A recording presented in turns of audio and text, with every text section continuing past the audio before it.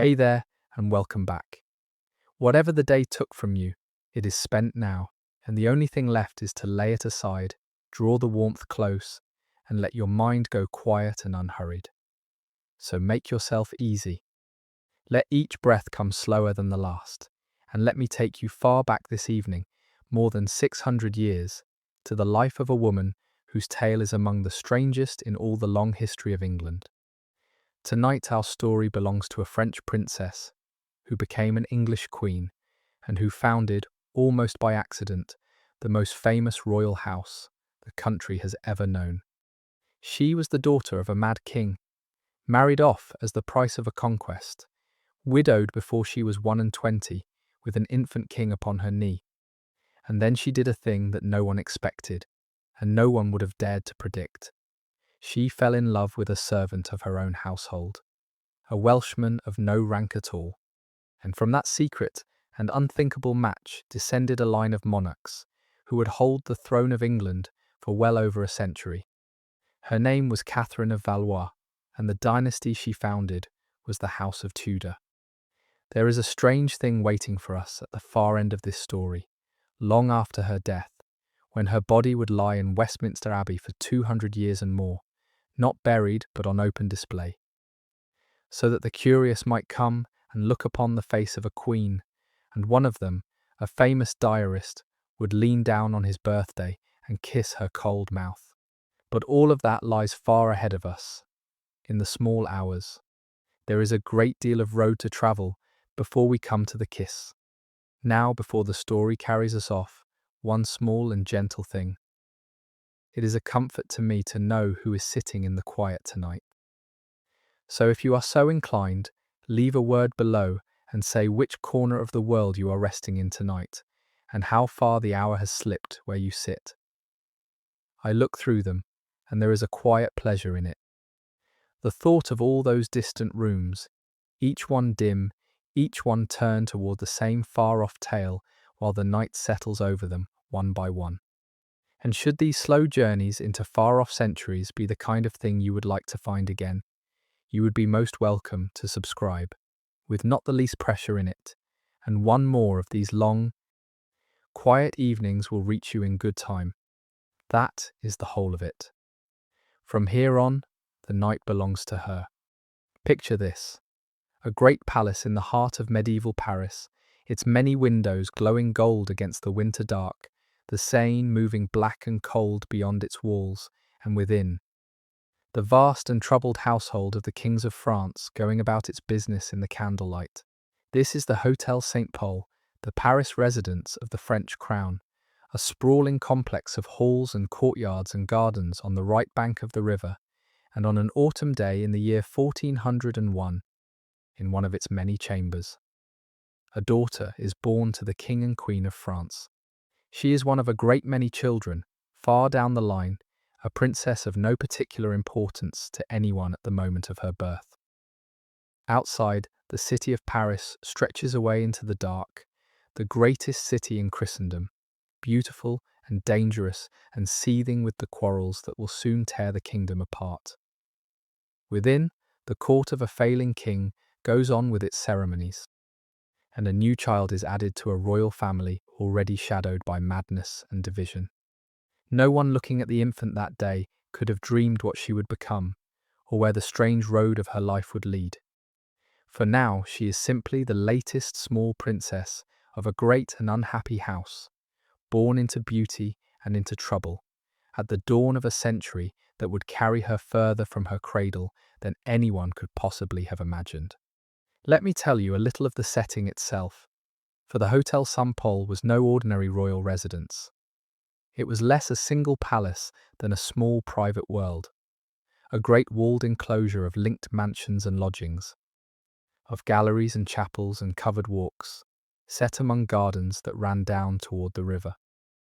Charles V, Catherine's grandfather, had built it up as a retreat from the grim old fortress of the Louvre, a retreat where the royal family might live in greater comfort and seclusion, surrounded by greenery and quiet. There were menageries with exotic birds and beasts. There were orchards and vineyards within the walls. There were bathhouses and libraries and private oratories. In its better days, it had been a house of real beauty and refinement, one of the most civilized courts in Europe. But by the time Catherine was a child within its walls, the splendor had curdled into something darker. The same seclusion that had made it a royal idol now made it, at times, a place of confinement and neglect, where a mad king could be shut away during his worst spells, and where forgotten royal children could go hungry in their chambers, while the court's attention was fixed on its deadly quarrels. The Hotel St. Paul was the whole world of Catherine's early years, beautiful and decaying, grand and neglectful, a gilded enclosure in the heart of a city sliding toward chaos. It was the setting in which she learned, before she learned almost anything else, that grandeur and security were not at all the same thing, and that a person could be born into the greatest house in the kingdom and still be left wanting. To understand the woman, we have first to understand the strange and frightening world of her childhood, and that world was shaped above all by her father. Catherine's father was Charles VI, King of France, and he had begun his reign full of promise. A young king beloved by his people, who had earned in his early years the hopeful name of Charles the Well-Beloved. But something terrible happened to him. In his middle 20s, riding through a forest on a hot summer day, he was seized by a sudden fit of madness, fell upon his own companions, and killed several of them before he could be subdued. It was the first of many. For the rest of his long life, Charles VI was subject to recurring bouts of insanity, spells that seized him without warning and ran on for months together, in which he had no idea who he was, did not recognize his own wife and children, and once, most pitiably of all, became convinced that he was made of glass and would shatter if anyone touched him. He had himself wrapped in protective clothing and forbade anyone to come near, terrified that he would break. This was the father into whose household Catherine was born. A king who was for long stretches utterly lost to the world, and whose madness left the kingdom of France without a true ruler at its head. The hopeful name of Charles the Well-Beloved gave way, in time, to a crueler and more accurate one. He became known as Charles the Mad. The detail of the glass delusion is worth dwelling on, for it captures, more vividly than any general description, the nature of the affliction that lay at the root of Catherine's world. During his worst spells, the king became convinced that his body was made of glass, fragile as a goblet, liable to shatter into pieces at the slightest knock. He would not allow anyone to touch him, for fear of breaking. He had iron rods sewn into his clothing, it was said, to protect his fragile glass body from harm. And he moved with the terrified care of a man who believed himself one careless gesture away from destruction. It is a haunting image and a strangely poignant one.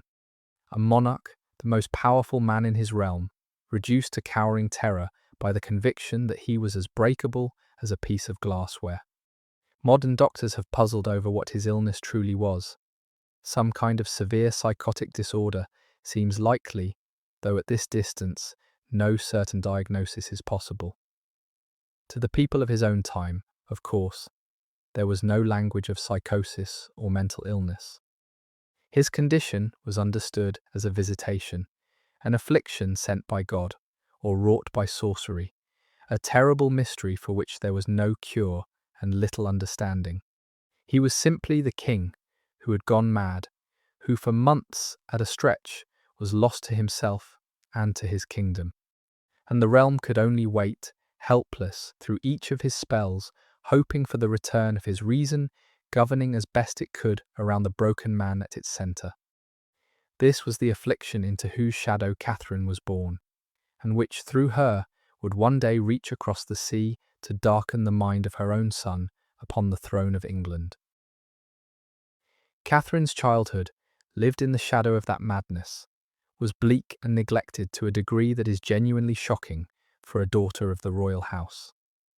With the king lost to his illness and the kingdom in turmoil, the care of the royal children fell through the cracks of a court consumed by its own crises.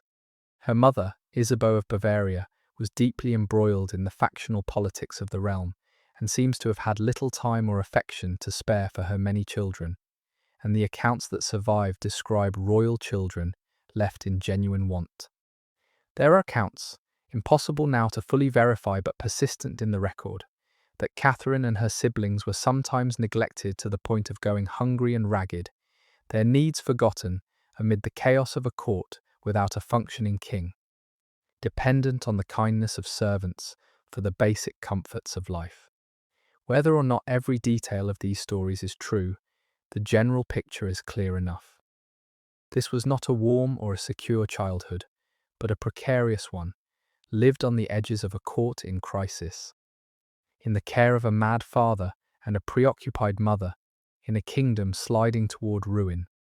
The little princess, who would one day be a Queen of England, knew from her earliest years what it was to be vulnerable, to be at the mercy of forces far beyond her control. It was a lesson her whole life would teach her again and again. Mama-san, her mother deserves a closer look, for Isabeau of Bavaria is one of the most fiercely debated figures of the age. And the truth of her is hard to recover beneath the slander that has gathered around her name. She had come to France as a young foreign bride, married to Charles VI before his madness descended, and for a time she had been simply the queen of a hopeful young king. Then the illness came and everything changed. With her husband lost for long stretches to a madness in which he did not know her, in which he sometimes feared and reviled her as a stranger, Isabeau was thrust into the impossible position of a queen whose king could not rule, forced to navigate the deadly factional politics of the realm as best she could, shifting between the parties of Burgundy and Armagnac in a desperate effort to protect her position and her children. Her enemies painted her in the blackest colours, as a greedy, scheming, pleasure-loving woman who neglected her children, betrayed her husband, and sold out her country. Later ages embroidered these charges into a legend of almost monstrous wickedness. Modern historians are far more cautious and far kinder, seeing in Isabeau a woman dealt an appalling hand, a mad husband, a divided kingdom, a court full of enemies, who did what she could to survive. Whatever the truth of her character, the effect on her children is not much disputed. Amid the crises that consumed her, the younger royal children, Catherine among them, seem to have received little of the warmth or attention a mother might give, and to have suffered real neglect. Catherine grew up, that is to say, with a father who was mad and a mother who was preoccupied, beleaguered, and largely absent, a child of the King and Queen of France, who was, in the ways that mattered to a child, very nearly an orphan. For the France of Catherine's childhood was not merely burdened with a mad king, it was tearing itself to pieces in a vicious civil war, and the violence of it shaped the whole world she grew up in. With the sovereign incapable of ruling, the great princes of the realm fought one another for control of his person and his government, and that struggle hardened over the years into a deadly feud between two great factions. On one side stood the party of the Duke of Burgundy, the immensely powerful prince whose lands lay to the north and east. On the other, the party that came to be called the Armagnacs, gathered around the Duke of Orleans and his allies. The two factions hated each other with a murderous intensity, and their quarrel plunged France into a civil war marked by assassination, massacre, and betrayal. A Duke of Orleans was murdered in the streets of Paris on the orders of a Duke of Burgundy. Years later, a Duke of Burgundy was murdered in his turn. The city of Paris itself changed hands between the factions amid scenes of terrible bloodshed, and the kingdom that should have stood united against its foreign enemies was instead consumed by hatred from within. This was the France that Catherine knew as a child, a realm with a broken king at its head and a knife at its own throat, divided against itself, weak and bleeding and ripe for conquest. And across the narrow sea, an enemy was watching and gathering his strength and preparing to fall upon a kingdom too divided to defend itself. His name was Henry, and he was the King of England. Amid all this danger and neglect, Catherine was still a princess of France, and a princess had to be made fit for the great destiny that awaited every royal daughter to be married. In due course, to seal some alliance or end some war. And so, however ragged the edges of her childhood, she would have received the education proper to her station, the training that prepared a royal girl for the role she was born to fill. She would have been taught to read and to write, to handle herself with the grace and dignity expected of the highest rank. She would have learned music and dancing, the accomplishments that adorned a court lady. And above all, she would have been schooled in piety and in the management of a great household, the practical and spiritual arts of a noble woman's life. There was, too, the matter of marriage, which hung over a princess from her earliest years. She had been promised, as a small child, to one match, and then released from it as the shifting politics of the court made and unmade alliances. For a royal daughter was in the cold arithmetic of the age a diplomatic asset, a piece to be played in the great game of treaties and dynasties, and her marriage was a matter of state long before it was a matter of the heart. She grew up knowing, as all such girls knew, that her hand would one day be given where the interests of the crown required, that she herself would have little say in the matter, and that the man she married might be a stranger chosen for reasons that had nothing to do with her. It was the common lot of princesses, and she was bred to it. What she cannot have foreseen was that her marriage would be the price of her own country's defeat. Catherine's fate as a bride sealed to a treaty was not unusual but utterly typical, and it is worth setting her story in that wider frame. For she was one of countless royal and noble women whose marriages were arranged as instruments of policy. In the world of the late Middle Ages, a high-born woman was, among other things, a diplomatic resource, her hand a thing to be bestowed where the interests of her family required. Princesses were betrothed in the cradle, married across borders to cement alliances, used to bind one royal house to another, or to seal the end of a war. Their own wishes were, as a rule, simply not part of the calculation. To marry for love, or even to be consulted about one's husband, was a liberty granted to almost no woman of the first rank. They were the threads with which the great tapestry of dynastic politics was sewn, valuable precisely because they could be given away, their bodies and their bloodlines, the currency in which kings and princes dealt. Catherine, married off to seal the conquest of her own country, was the pattern of this writ large and cruel, a woman handed to the enemy of her people as the living clause of a treaty of surrender. But she was not alone in her kind. All across Europe, in every generation, women of her rank were spent in the same way, their unions settled for whatever gain they might secure, their own hearts beside the point. What makes Catherine's story extraordinary is not that she was used so, that was ordinary enough, but that, having been used so, she later seized the chance to choose for herself, and in choosing, changed history. The instrument of policy became, for one defiant moment, a woman who acted on her own desire, and that made all the difference.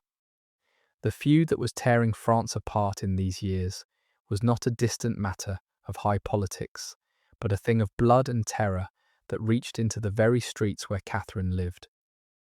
The murder that had set the two great factions at each other's throats. The killing of one royal duke on the orders of another had been done openly in the streets of Paris. A prince struck down by hired men in the dark, and it had unleashed a cycle of vengeance that ran for years. Paris itself, the city of Catherine's birth, became a place of periodic terror as one faction or the other seized control and took its revenge on the supporters of its enemies. There were massacres in the streets, prisoners dragged from their cells, and butchered mobs roaming the city in search of victims, the ordinary order of life dissolving into spasms of slaughter. To grow up a royal child in that city, in those years, was to grow up amid real and present danger, with violence never far from the palace walls. She would have known, as a child knows such things, that the world outside was perilous, that powerful men were killing one another, that the city could erupt without warning into bloodshed. It was not an abstract civil war that shaped her, but a near and frightening chaos. Glimpsed from the windows of the Hotel St. Paul, felt in the fear of the adults around her, present in the very air of a capital that had become a battleground. She was a child of violence as much as of grandeur, and the insecurity that marked her whole life was rooted in those early years, amid a city tearing itself apart. It is worth grasping just how far France had fallen in the years of Catherine's childhood, for the kingdom into which she was born had once been the greatest power in Christendom. France was the largest and richest realm in Western Europe, its kings the most splendid in the world, its culture the envy of every court. And within a single generation, that mighty kingdom had been brought to its knees, not by any foreign conqueror alone, but by its own divisions. The madness of the king had removed the one figure who might have held the realm together. The murderous feud between the rival factions had turned the nobility against itself, and into that fatal weakness the English had struck, again and again, until the proud kingdom of France lay shattered and bleeding, its capital occupied, its crown signed away to a foreign king. She grew up watching the humiliation of her own country, the slow collapse of a mighty realm into chaos and conquest. She was a princess of a defeated and divided nation, and the defeat and division were not abstractions to her, but the very substance of her childhood. The absent, ruined father, the scheming, beleaguered mother, the violence in the streets, the foreign armies in the land, the steady erosion of everything that had once made France glorious. To be born royal in such a time was to inherit not power and security, but a share in a vast national catastrophe. And it was as a piece of that catastrophe, finally, that she was handed to the conqueror, the living token of France's defeat, married off to the very conqueror whose armies had completed her country's ruin. The broken kingdom gave up its princess as it gave up its crown, and Catherine carried the sorrow of a fallen France with her across the sea to England. Henry V of England was, by any reckoning, one of the most formidable warrior princes of the age, and his ambitions reached across the Channel to the rich and broken kingdom of France. The kings of England had long claimed, through a tangle of old inheritances, a right to the French crown itself, and the wars between the two realms had dragged on, off and on, for generations. Henry meant to press that claim to its limit. He was young, devout, ruthless, and brilliant in war, and he looked at the chaos of France, the broken throne, the murderous feud between Burgundy and Armagnac, the kingdom divided against itself. And he saw his opportunity. He revived the old negotiations for a marriage with a French princess, the very Catherine whose childhood we have been following, and he made his demands deliberately enormous. Not only her hand, but a vast dowry, and the restoration to England of the great territories of Normandy and Aquitaine that England had once held in France. The demands were too great to be met, and Henry surely knew it. They were, in effect, a pretext for war. And so, when the negotiations stalled, Henry did what he had meant to do all along. He gathered an army and he sailed for France. The idea of marrying Catherine to an English king was not new when Henry V revived it. It had been floating about the courts of Europe for years, a recurring piece on the diplomatic board. Henry's own father, Henry IV, had at one time considered such a match as a way of easing the long enmity between the two realms, and there had even been earlier talk of her hand for other English suitors. A royal marriage was always, in part, a negotiation, and the haggling over her hand had dragged on, in one form or another, for a good part of her childhood. The value of her hand rising and falling with the fortunes of war and the needs of policy. What changed everything was Henry V's decision to use the marriage not as a path to peace, but as a weapon of conquest. By pitching his demands impossibly high, her hand, an enormous dowry, and the surrender of vast French territories, He turned the marriage negotiation into a justification for war, a way of casting his invasion as the pursuit of his rightful due. The princess at the centre of it all was, in this, less a bride than a banner. Her hand, the symbolic prize that dressed a war of conquest in the respectable clothing of a thwarted courtship. And as the negotiations stalled and the armies gathered, Catherine herself remained in the background, a name in the diplomat's letters, a value to be haggled over, while the men decided whether she would be won by treaty or by blood. In the end, it would be both. Catherine's hand had been a piece on the diplomatic board almost since her infancy, and the tale of her early betrothals is a small study in how a princess was used. While she was still a small child, she had been promised to another match entirely betrothed to the heir of a great French ducal house in one of the alliances by which her father's court tried to shore up its position. That arrangement, like so many made over the heads of royal children, came to nothing as the politics shifted and the value of her hand was reckoned anew. Then came the English interest, revived first under one English king and then pressed hard by his son.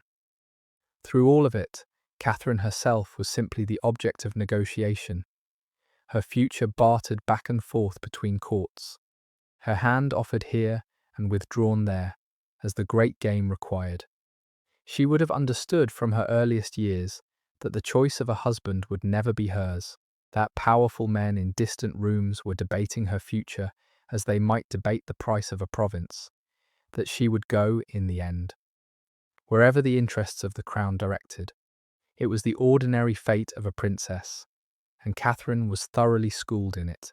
By the time the English match was finally settled, she had already been promised and unpromised, valued and set aside.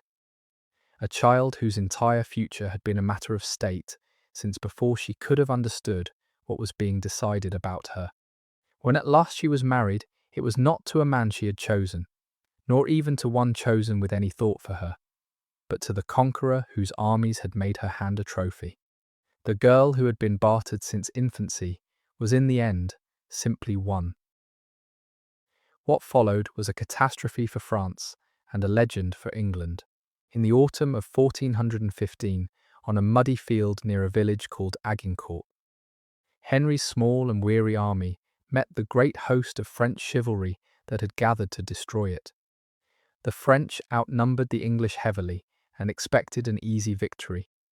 Instead, in a few hours of slaughter in the mud, the flower of French nobility was cut to pieces by the English archers and men-at-arms, and Henry won one of the most famous victories in the whole history of war. Agincourt shattered France. It killed or captured a great part of the French nobility in a single afternoon, and it left the already broken kingdom reeling and leaderless, more divided and more vulnerable than ever. Henry followed up his victory with patient, methodical conquest. He returned to France and set about taking it piece by piece. The great fortress, city of Rouen, fell to him after a terrible siege, and then, in time, Paris itself came under the control of his Burgundian allies, who had thrown in their lot with the conquering English king against their Armagnac enemies. By the end of the decade, Henry V stood as the master of northern France, the most powerful man in the kingdom, with the broken French court at his mercy. And it was in that position of overwhelming strength that he at last secured the prize, and the bride he had demanded all along. The man Catherine married stands among the most remarkable figures of his whole age, and it is worth seeing him whole. For he was no simple brute, despite the devastation he wrought. Henry V was austere, deeply religious, and ferociously disciplined, a king who governed himself as strictly as he governed his armies. He rose early, prayed often, ate plainly, and drove himself and his men with a relentless will. In war, he was both brilliant and merciless, capable of the dazzling tactical victory at Agincourt and of the cold brutality of starving a city into surrender, of chivalrous gestures and of ruthless executions alike. He believed, with an absolute and unshakable conviction, in the justice of his cause, that God had given him the right to the crown of France, and would grant him victory as the proof of it. That conviction made him formidable and made him terrible, for a man certain of divine sanction will do hard things without flinching. He was admired and feared in roughly equal measure, even by his own people, and his early death cut short a career that might, had he lived, have truly united the crowns of England and France under one relentless will. For Catherine, marriage to such a man can have been no easy thing. He was 15 years her senior, hardened by war, consumed by his great ambition, and absent at the front for almost the whole of their brief marriage. Whatever tenderness there was between them, and there may have been some, for he seems to have valued her, it was overshadowed by the war that was his true passion and that took him from her side again and again, until at last it killed him. She had been given to a great man, and a hard one, and she had him for barely 2 years before the dysentery of the camp did what the armies of France could not, and laid the conqueror low. The instrument of it was the Treaty of Troyes, agreed in the year 1420, and it was one of the most extraordinary documents of the entire Middle Ages, a treaty by which the Kingdom of France, in effect, signed itself away. By its terms, the mad King Charles VI acknowledged Henry of England as his heir and regent, disinheriting his own son and recognizing that upon his death the French crown would pass to Henry and to Henry's heirs forever. France and England were to be united under one ruling house, and the bond that was to seal this union, the living symbol of the joining of the two crowns, was the marriage of Henry V to Catherine of Valois. She was the seal upon the conquest of her own country. The man who had devastated France, killed her nobility at Agincourt, and forced her broken father to disinherit her own brother, was to take her as his wife, and their child would inherit both kingdoms. How she felt about it, all we do not know, for no one thought to record the feelings of a princess in such a matter. She was 19 years old, the daughter of a mad king and a kingdom on its knees, handed in marriage to the foreign conqueror as the price of a peace that was really a surrender. Whatever she felt, her wishes were not the point. She was the seal on the treaty, the living clause that bound the two crowns together, and in the early summer of that year she was married to the King of England. There is a deep cruelty woven into the Treaty of Troyes that touched Catherine very personally, for it did not only sign away her country, it disinherited her own brother. Her brother, the Dauphin Charles, was the natural heir to the French throne, the son who should by every right have succeeded their father. The treaty cast him aside, declaring him unfit and passing his inheritance to the foreign conqueror who was to marry his sister. There were dark rumours used to justify this whispers about the Dauphin's legitimacy, ugly suggestions that he was not truly the king's son, the kind of slander that served the interests of those who wished to set him aside. Whatever the truth of such talk, the effect was to disinherit her own sibling in favour of her husband, to set the two men of her family at odds in the most fundamental way. The one to lose a kingdom, that the other might gain it. In marrying Henry, she was thus made an instrument in the dispossession of her own brother, her marriage the very means by which his inheritance was to be transferred to an enemy. It is hard to imagine the strain such a thing must have placed on whatever family feeling remained in that broken royal house. The Dauphin, for his part, refused to accept his disinheritance and fought on for years to claim the crown he believed was rightfully his, becoming in time the rallying point of French resistance to the English. So the Treaty of Troyes did not merely join two crowns, it split a family down the middle, setting the king's son against his sister's husband, and made her the living symbol of her own brother's dispossession. The seal on the treaty was also, in a sense, a wound in her own family, and she carried that wound with her into her marriage. There is a strange counterpoint too, in the eventual fate of the prince, so disinherited, for the Dauphin, whom the treaty cast aside, did not stay defeated. Against every expectation, Catherine's disinherited sibling clung to his cause through years of war and humiliation, and in time, with the help of the remarkable peasant girl who revived French resistance, he was crowned the true King of France and slowly drove the English back out of his kingdom. The prince who had been declared unfit and set aside in favour of Catherine's husband lived to reclaim his throne and to see the English conquest, the very conquest her marriage had sealed, undone piece by piece. It is a curious symmetry. Catherine had been married away to seal her siblings' dispossession, and he, in the end, recovered everything, while her late husband's dream of a dual monarchy crumbled to nothing. The treaty that had seemed in 1420 to settle the fate of France forever proved within a generation to be worth very little, its grand provisions swept away by the resilience of the prince it had tried to cast out. Catherine did not live to see the full reversal, but the direction was clear enough before she died. The conquest her marriage had crowned was already slipping away, and the sibling she had been used against was rising again toward his crown. The two children of the mad King of France, set against each other by the great men of two realms, came to opposite ends. He recovered his kingdom, and his sister, having lost her husband and her place, found her lasting legacy not in the grand dynastic marriage that had been forced upon her, but in the humble and secret one she chose for herself. There is a human moment buried in all this statecraft that deserves to be drawn out, for somewhere in the long negotiations Henry and Catherine actually met, and the meeting has come down to us wrapped in a certain romance. By the accounts that survive, when the conqueror and the princess were at last brought face to face, Henry, the hard, devout, ruthless soldier, was genuinely struck by her. She was, by all reports, a beautiful young woman, graceful and charming, and the conqueror, who had demanded her as the price of a kingdom, seems to have found, somewhat to his own surprise, that he wanted her for herself as well. Whether there was any true feeling on Catherine's side, no one recorded. And we may doubt it, she was being handed to the man who had devastated her country and disinherited her brother. And whatever she felt behind her composed and queenly face was not the sort of thing the chroniclers troubled to set down.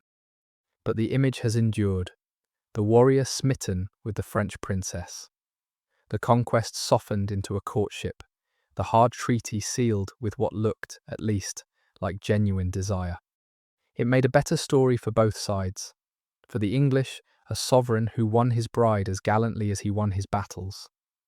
For later romancers, a love match grafted onto a deal of cold iron. The reality was almost certainly harder and sadder than the legend. Catherine was a prize of war, handed across a treaty table, and her feelings were nobody's concern. But she was also, it seems, genuinely admired by the man who took her, and there are worse fates for a political bride than to be wanted by her husband. Such comfort as that was, she would have it only briefly. It is worth being honest about how little we can really know of the feelings between Catherine and her first husband. For the romance of the warrior king and the French princess has been embroidered by centuries of retelling. The hard facts are these. They married for reasons of state. He was much older and consumed by war. They spent most of their brief marriage apart, and he died before she was 21. Around those facts, later ages have woven a tale of romance. The great soldier softened by his beautiful bride, the conquest blossoming into genuine affection. There may be truth in it. Henry does seem to have valued her, and to have wanted her beyond the mere political prize she represented. But we should be careful of reading too much tenderness into a marriage that was in its essentials a transaction of state conducted across the gulf of war. What Catherine felt for the man who had devastated her country and disinherited her brother, we simply do not know and have little reason to imagine as affection. She was 19, handed to a conqueror twice her age as the price of her nation's defeat. Whatever composure she wore, her heart was not consulted. Perhaps there was real affection between them, grown in the brief times they had together. Perhaps there was only duty, dignity, and the careful performance of a queen's role. The truth lies hidden, as so much of Catherine does, behind the silence of the record and the embroidery of legend. What we can say is that this first marriage, whatever warmth it held, was a thing made by others for their own purposes, and that the love which truly marked her life, the love she chose for herself, came later, and with a very different man. They were married at Troyes on a June day in the year 1420. In the cathedral of that town, the conqueror and the princess he had won along with her country. Henry was a man in his 30s, hardened by war, fresh from the devastation of her homeland.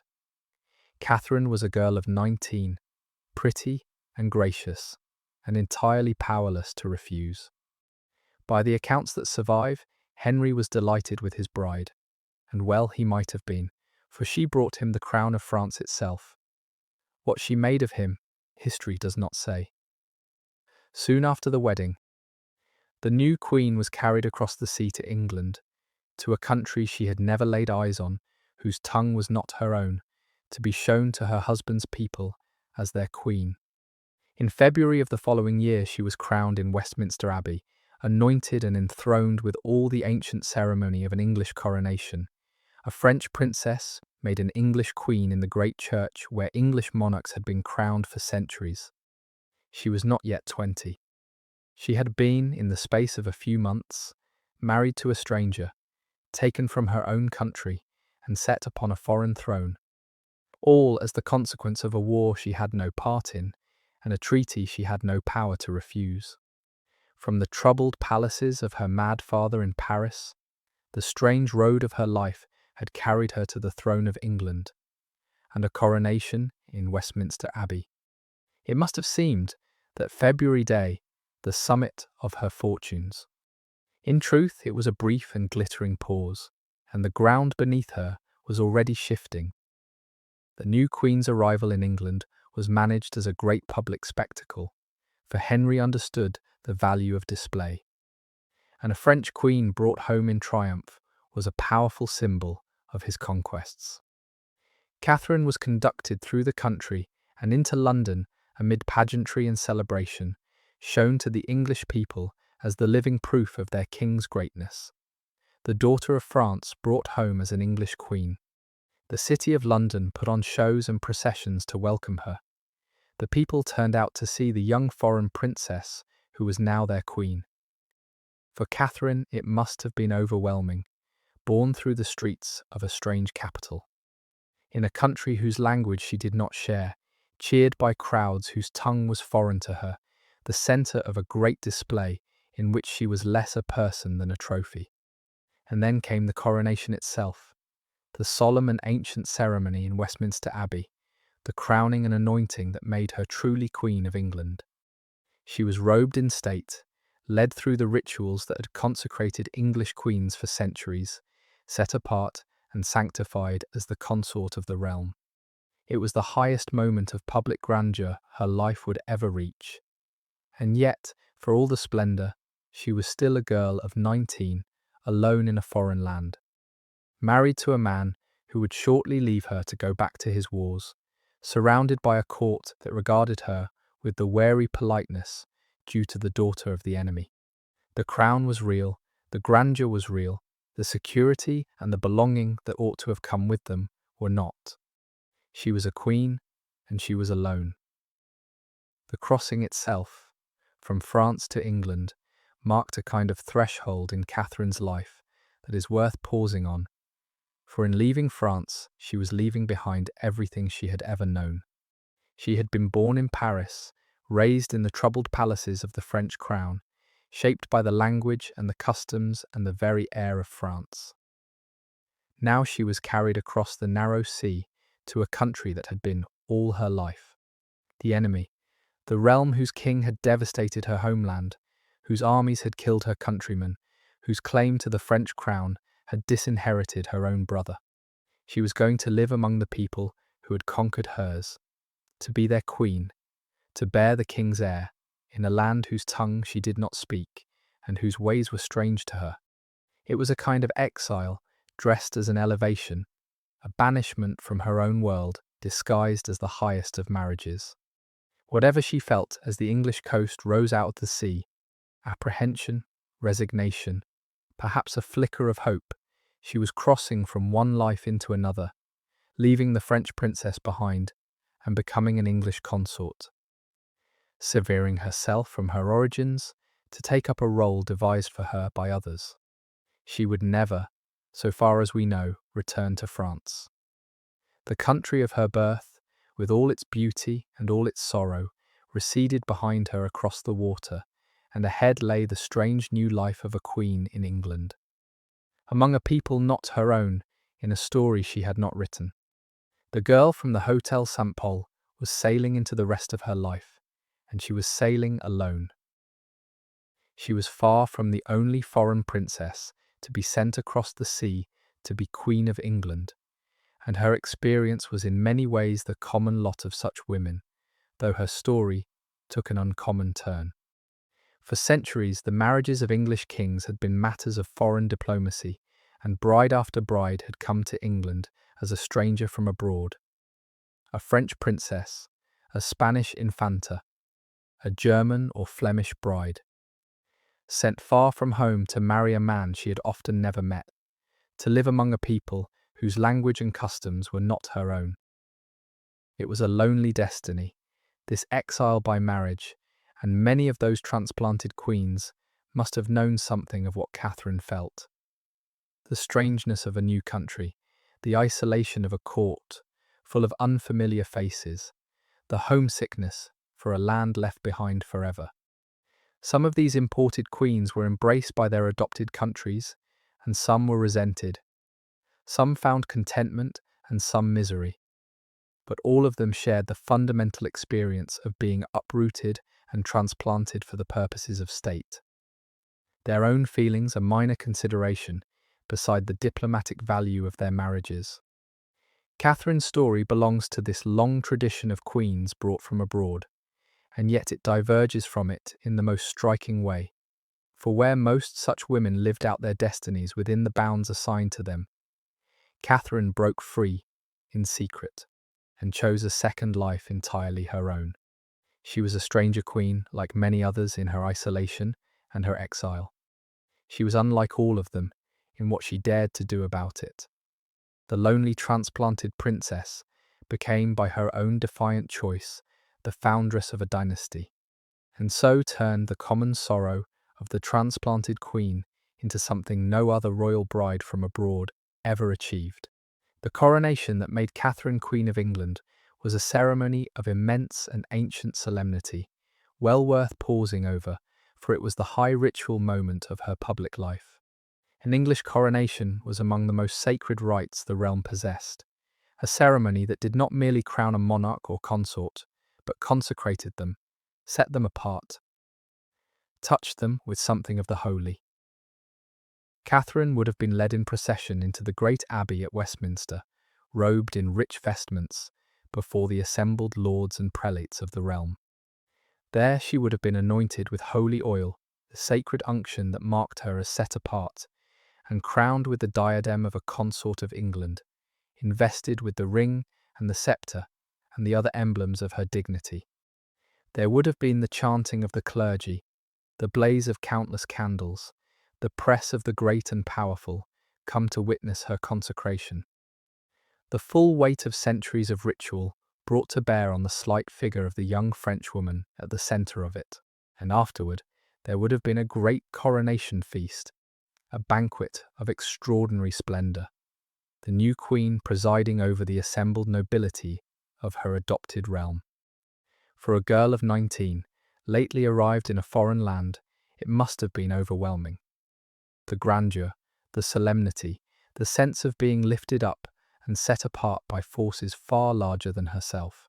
She was being made a queen in the most sacred and public way her new country knew, consecrated before God and the realm. And yet, for all the holy splendour of it, she remained, at heart, what she had always been. A young woman alone, far from home, at the mercy of a destiny shaped entirely by others. The crown was sacred and the ceremony magnificent. The loneliness beneath them did not lift, for the marriage that had made her a queen was to be one of the shortest in the history of England's royal house. Henry V was a king at war, and a king at war does not stay long with his wife. Within months of Catherine's coronation, he had returned to France to continue his campaigns, leaving his young queen behind. And though she was by then carrying his child, he would never come home to England again. In December of the year 1421, in the royal castle at Windsor, Catherine gave birth to a son, a boy named Henry after his father, the heir to the two great crowns that the Treaty of Troyes had joined together. It should have been the crowning joy of her marriage. But the father never saw the child. He was away in France, prosecuting his endless war, and the news of his son's birth reached him in the field.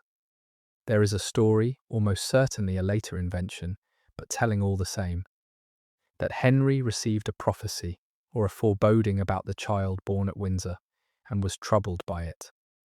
Whether or not he ever spoke such words, the shadow they cast was real enough, for the boy born at Windsor would grow into one of the most unfortunate kings England ever had. But all of that was still to come, years off and unguessed.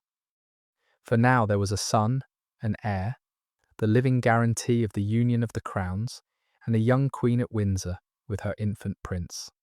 What there was not, and never would be again, was a husband at her side. Catherine had been a wife for 2 years, and for most of that time her husband had been across the sea at war. She would not see him again. Consider how little of an ordinary marriage Catherine and Henry actually shared. They were wed in the summer of 1 year. By the autumn she was carried to England. In the winter she was crowned. And by the following summer her husband had gone back across the sea to his wars and would never return. Of their 2 years of marriage, the greater part was spent apart.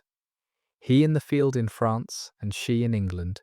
The union sustained more on paper and in policy than in any daily life together. There was the begetting of the child, of course, the heir that the treaty demanded and that Catherine duly provided, but the warmth of a shared household, the ordinary companionship of husband and wife, the slow knitting together of 2 lives. These she scarcely had at all. She was a wife in name and in duty, far more than in any lived intimacy, married to a man whose true marriage was to his war. And then, before she had even reached her majority, she was a widow. When she looked back, in later years, on her first marriage, what can she have remembered?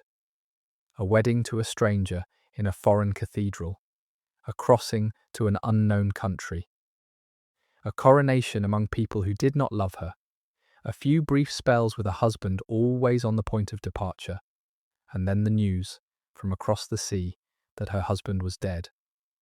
It was a queen's marriage in every formal sense. Grand and consequential, and sealed with a crown. But as a human bond between a man and a woman, it had barely existed at all. Small wonder that the love she found later, with a man who was actually present in her life, should have meant so much more to her than the glittering, absent marriage that had made her a queen. The blow fell in the late summer of 1422. Henry V, the unconquered warrior king, the man who had brought France to its knees, was struck down not by any enemy in battle, but by disease. While besieging a town in France, he fell ill, most likely with the dysentery that killed so many men on campaign, and after weeks of sickness he died, still a young man, not yet 35 years old. The greatest soldier of his age was dead, and the vast edifice he had built, the union of the crowns, the conquest of France, was left in the hands of an infant not yet 1 year old. For Catherine, the news meant that she was a widow before she was 21, her husband of 2 years dead across the sea, her infant son suddenly raised to a throne. And then, a few weeks later, came the second death that transformed everything. Catherine's father, the mad King Charles VI, died that October, and with Henry already in his grave, the inheritance the treaty had promised fell not on the father, but on the son. And so both crowns descended upon the head of the infant at Windsor, Catherine's baby boy, who was now, in title at least, King of England and of France alike. A child of less than a year old bearing two of the greatest crowns in Christendom. It was a position of dizzying grandeur and absolute helplessness. Catherine was the mother of the new sovereign, the most important child in Europe. And she herself was a young foreign widow with no power at all. There is a poignant question buried in her position as the mother of so young a sovereign, and it concerns how much of a mother she was actually allowed to be. In the ordinary way of royal families, a prince was not raised by his mother in any hands-on sense. He had his own household, his nurses and governors and attendants, his upbringing managed by officials and overseen by the council. The boy was the most important person in the realm. His care and education a matter of state, and Catherine's role in it was limited by her own lack of power and by the council's determination to control his upbringing themselves. She had her son with her in his earliest years, and appeared with him on great occasions, the infant king upon her lap, the very image of royal motherhood.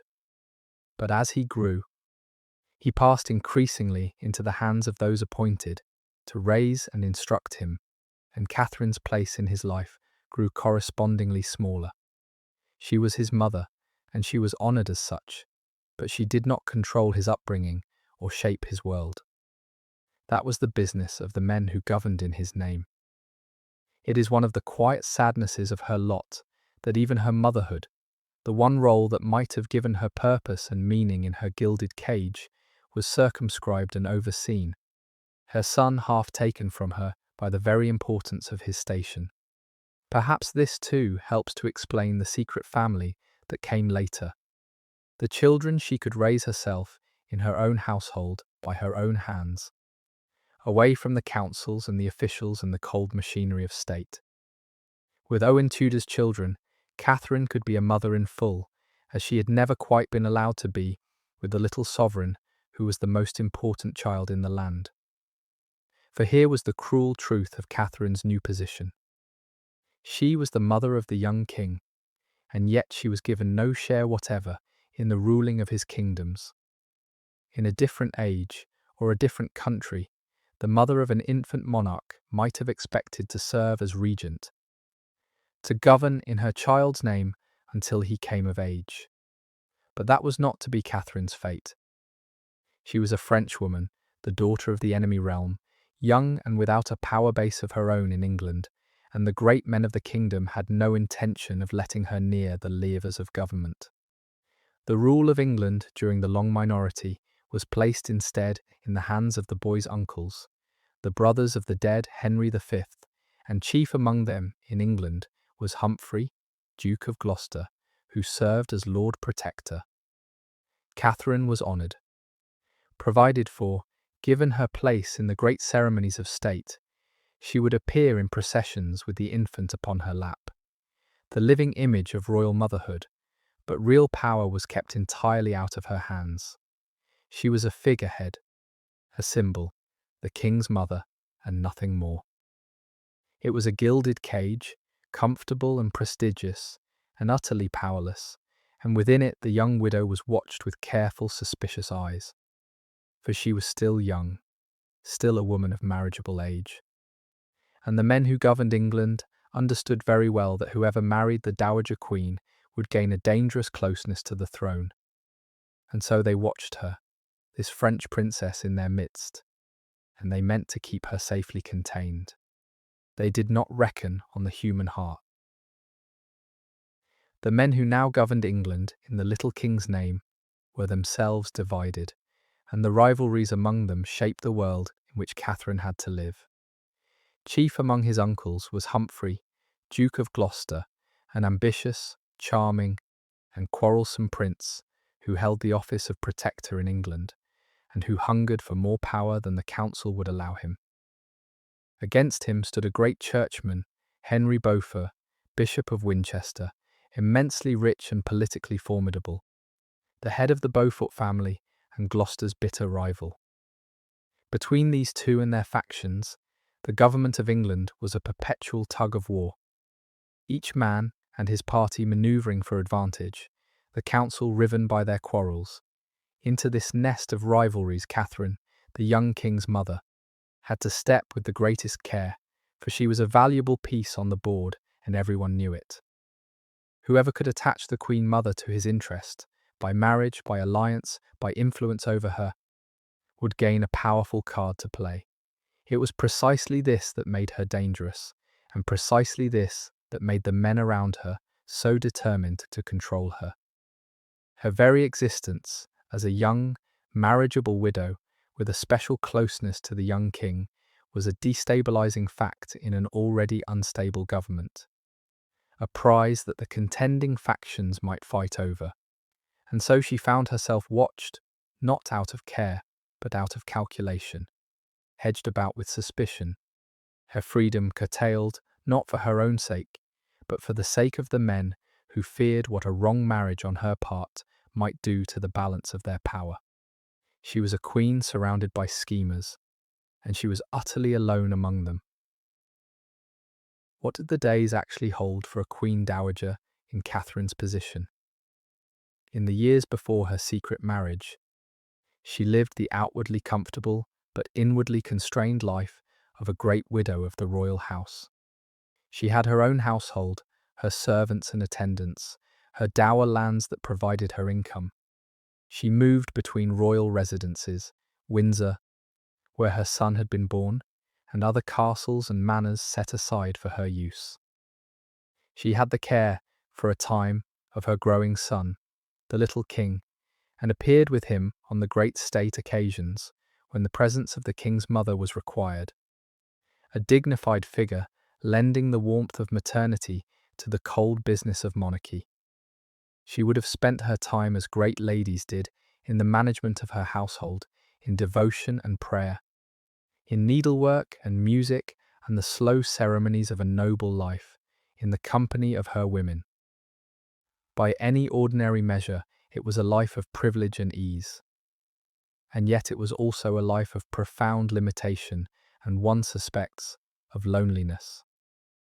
She was a foreigner, in a foreign land, a widow still young, surrounded by people who watched her for signs of any move that might disturb the political balance, forbidden to remarry as she might wish, with no real power and no clear purpose beyond the ceremonial. The honours were many, the freedom was almost none. She was a bird in a comfortable cage, well fed and finely housed and entirely unable to fly. It is little wonder that, into that gilded emptiness, the warmth of a real human attachment, when it came, should have proved irresistible, even at the risk of everything. We might ask, looking at the whole arc of it, whether Catherine of Valois was ever truly happy, and the question is harder to answer than it seems. For most of her life, the answer must surely be no. Or not really. Her childhood was one of neglect, danger and fear. Her first marriage was brief, mostly absent, and made for her by others. Her widowhood was a gilded imprisonment, honoured and powerless and lonely. Through all of those years she was acted upon, moved about, contained, denied any real agency over her own existence. If there was happiness in any of it, the records do not show it, and the circumstances make it hard to imagine much. And yet there was, near the end, a period when the answer might be yes. The secret years with Owen Tudor and their children, the hidden domestic life she had chosen for herself. For all its danger, for all that it ended in catastrophe, those years seemed to have held something the rest of her life lacked. Warmth, intimacy. A family of her own, a love freely given and freely returned. If Catherine was ever happy, it was then, in the stolen years of her secret marriage, in the quiet places away from court, where she could simply be a wife and mother, rather than a symbol and a pawn. It is a poignant thought, that her happiness, such as it was, came not from any of the grandeur of her royal life, but from the one humble, scandalous, forbidden thing she did for herself, and that it cost her, in the end, everything. She bought a few years of real happiness at the price of her position, her reputation, and perhaps her life. Whether she would have judged it a fair bargain, we cannot know. But there is something in the shape of her story that suggests she might have. That the stolen happiness of those secret years was worth more to her than all the cold grandeur she gave up for it. There is a striking pattern that runs through the whole of Catherine's life. A constant oscillation between the heights of grandeur and the depths of obscurity. And it is worth noticing, for it shapes the meaning of her story. She was born to grandeur, a princess of France, of the highest blood in Christendom. And yet her childhood was one of neglect and want, a royal child living almost like a forgotten orphan. She was raised again to grandeur as Queen of England, crowned in Westminster with all the splendour the realm could muster, and yet she was lonely and powerless within that grandeur, a caged and watched figurehead. She chose, then, deliberate obscurity, a hidden life with a servant in quiet country houses, away from all the splendour of her station, and it was there, in that chosen obscurity, that she found her only real happiness. And in death she swung between the extremes one final time, buried with the honour due a queen, then exposed for centuries as a macabre curiosity, then at last laid to rest again with reverence in the most honoured ground in England. Grandeur and obscurity, height and depth, the palace and the hidden household, the throne and the abbey her life moved constantly between them, and the deepest truth of her story is that she found her happiness not in the grandeur, but in the obscurity. Not on the heights, but in the quiet places she chose for herself. The princess and the queen was never so content as when she set her grandeur aside and lived in secret as an ordinary wife and mother. There is a lesson in that, about where the true goods of a human life are actually to be found, and Catherine's whole strange story, for all its splendour and its sorrow, comes back to it in the end. Pause for a moment on the extraordinary thing that the infant at Windsor now embodied, for it was a situation almost without parallel. Here was a child, not yet a year old, who was by title the King of England and the King of France at one and the same time, the heir, through his English father, to the throne of England, and the heir, through the Treaty of Troyes, and his mad French grandfather, to the throne of France as well. In principle, the two crowns that had warred against each other for generations were now united upon a single baby head. It was the fulfillment of everything Henry V had fought for. The dream of a dual monarchy made flesh in his son.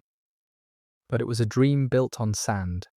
In France, a great part of the country had never accepted the Treaty of Troyes at all, and rallied instead to Catherine's disinherited brother, the Dauphin Charles, who maintained that he, and not some English baby, was the rightful King of France. The English claim to France would have to be made good by endless war, the conquest defended and extended by force of arms, and the dual monarchy was less a settled fact than a vast and bleeding ambition that would consume English blood and treasure for decades to come. At the centre of it sat a child who understood none of it, and his mother, who understood it all and could do nothing. Her son was the most titled infant in Christendom, and the living symbol of his father's impossible dream, and the working out of that dream would shadow his whole unhappy life. The great dream of the dual monarchy, for which Catherine's marriage had been the seal, was already beginning to crumble even as her son sat as its infant embodiment, and its slow collapse would shadow the rest of the story. In France, the disinherited Dauphin Catherine's own brother Charles refused to accept the Treaty of Troyes and fought on the rallying point for all those Frenchmen who would not bow to an English king. For years the war ground on, the English and their Burgundian allies holding the north while the Dauphin's cause clung to the south and centre. And then, into that struggle, came one of the most extraordinary figures in all of history. A peasant girl from the eastern marches of France, who believed that God had called her to drive the English out and see the Dauphin crowned.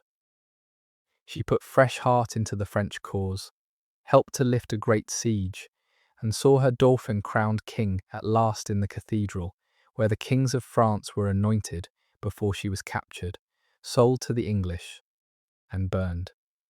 But the tide had turned. Slowly, inexorably, the English grip on France loosened. The Burgundian allies fell away. The conquests of Henry V were lost, piece by piece, until almost nothing remained. The dual monarchy, the union of the crowns that Catherine had been married to create, dissolved within a generation, and her son would live to see almost the whole of his French inheritance slip from his hands. The marriage had sealed a dream that did not last, but it had also, in the strangest of ways, planted a seed that would outlast every conquest and every treaty. Not the union of England and France, which perished, but the line of the Tudors, which endured. For a brief and strange moment, the dream of the dual monarchy was made visible in the most striking way, when Catherine's little son was actually taken to France and crowned there, in addition to his English crown. The boy who already wore the English crown was carried across the sea as a child and crowned in Paris as well, the living embodiment of the union of the two realms. A child wearing both crowns in turn. It was meant to be the consummation of his father's dream, the visible proof that the two kingdoms were truly joined under one sovereign. But the gesture rang hollow even as it was made. The French coronation took place not in the ancient cathedral, where the rulers of France were traditionally anointed. That city was in the hands of Catherine's brother's party, but elsewhere, a substitute ceremony in a substitute place, a coronation that itself confessed, by its very location, that the dual monarchy was contested and incomplete. And meanwhile, in the proper place of French coronations, Catherine's brother the Dauphin had himself been crowned the true King of France in the ancient cathedral of his ancestors, with the peasant girl who had revived his cause looking on.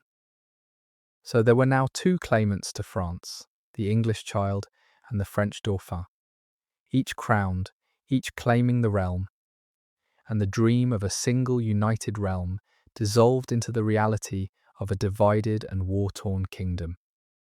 Her son would lose, in the end, almost the whole of his French inheritance, and the grand dream for which his mother had been married away would come to nothing. The crowns could be placed on a child's head, but they could not be made to hold. Catherine, by every account that survives, was a young woman of warmth and spirit, and she had no intention of spending the rest of her life as a decorative widow in a gilded cage. She was barely past 20, with a long life ahead of her, and it was natural enough that she should turn her thoughts toward the possibility of marrying again. The man who first drew her eye was a nobleman named Edmund Beaufort, a member of the powerful Beaufort family that stood close to the throne, a young man of good birth and, it seems, of considerable charm. There are signs in the record that Catherine and Edmund Beaufort grew close. Close enough that the prospect of a marriage between them became a matter of serious concern to the men who governed England. And concern was exactly what it provoked. The Beauforts were already a great and ambitious family, and the thought of one of them marrying the king's mother, gaining that perilous closeness to the child on the throne, was alarming to their rivals, and above all, to Humphrey, Duke of Gloucester, who had no wish to see the Beaufort faction strengthened by such a match. The relationship was discouraged, judged an undesirable and dangerous thing, and pressure was brought to bear to prevent it. And then the matter was settled, in the most decisive way imaginable, by an Act of Parliament. It is worth lingering for a moment on the path not taken, the marriage to Edmund Beaufort that was blocked, for it casts the whole of what followed in a sharper light. Had Catherine been allowed to marry Edmund Beaufort, her life would have run an entirely different and far more conventional course. She would have made a respectable second marriage to a nobleman of good blood, a match the world could accept. She would have lived out her years as a great lady, her position secure, her conduct unremarkable. There would have been no scandal, no secret, no disgrace, no early death under a cloud, and there would have been no Tudors. The children of a Beaufort marriage would have been ordinary aristocratic offspring, with no special destiny. The line that led to the throne would never have begun. It is one of the great hinges of English history. This blocked marriage, though no one at the time could have seen it so. The men who prevented the Beaufort match thought they were containing a political danger, keeping the Queen's hand from strengthening a rival faction. What they were actually doing, though they could not know it, was clearing the way for something far stranger and far more consequential, driving Catherine, in the end, toward a match so far beneath notice that no one had thought to forbid it, and so toward the founding of a dynasty. Had they let her marry the nobleman, history would have forgotten her. By forbidding it, they set her on the road to becoming the ancestress of kings. It is a striking thing, how often the careful calculations of powerful men produce in the long run the exact opposite of what they intended. The law that Parliament passed was a remarkable piece of legislation, aimed squarely at the problem of the young dowager and her marriageable hand. It decreed that the king's mother could not remarry without the explicit consent of the council that ruled in his name, and since the king was a small child, that meant in practice the consent of the men who governed in his name, the very men determined to keep her contained. The penalty for breaking this law was severe. Any man who dared to wed her without permission would forfeit his lands and possessions. It was, in effect, a wall built around Catherine, designed to ensure that no ambitious nobleman could use her to climb toward the throne. The marriage to Edmund Beaufort, whatever it might have become, was killed by it. Catherine was now a queen in a cage whose bars had been fixed in law, forbidden to give her hand where she might choose, her future locked away by the suspicion of powerful men. For a young woman of warmth and spirit, it was a bitter confinement. And yet the law, for all its cunning, contained a flaw that its makers never imagined. It was designed to stop her marrying a great nobleman, a man with lands and a title who might use her to gain power.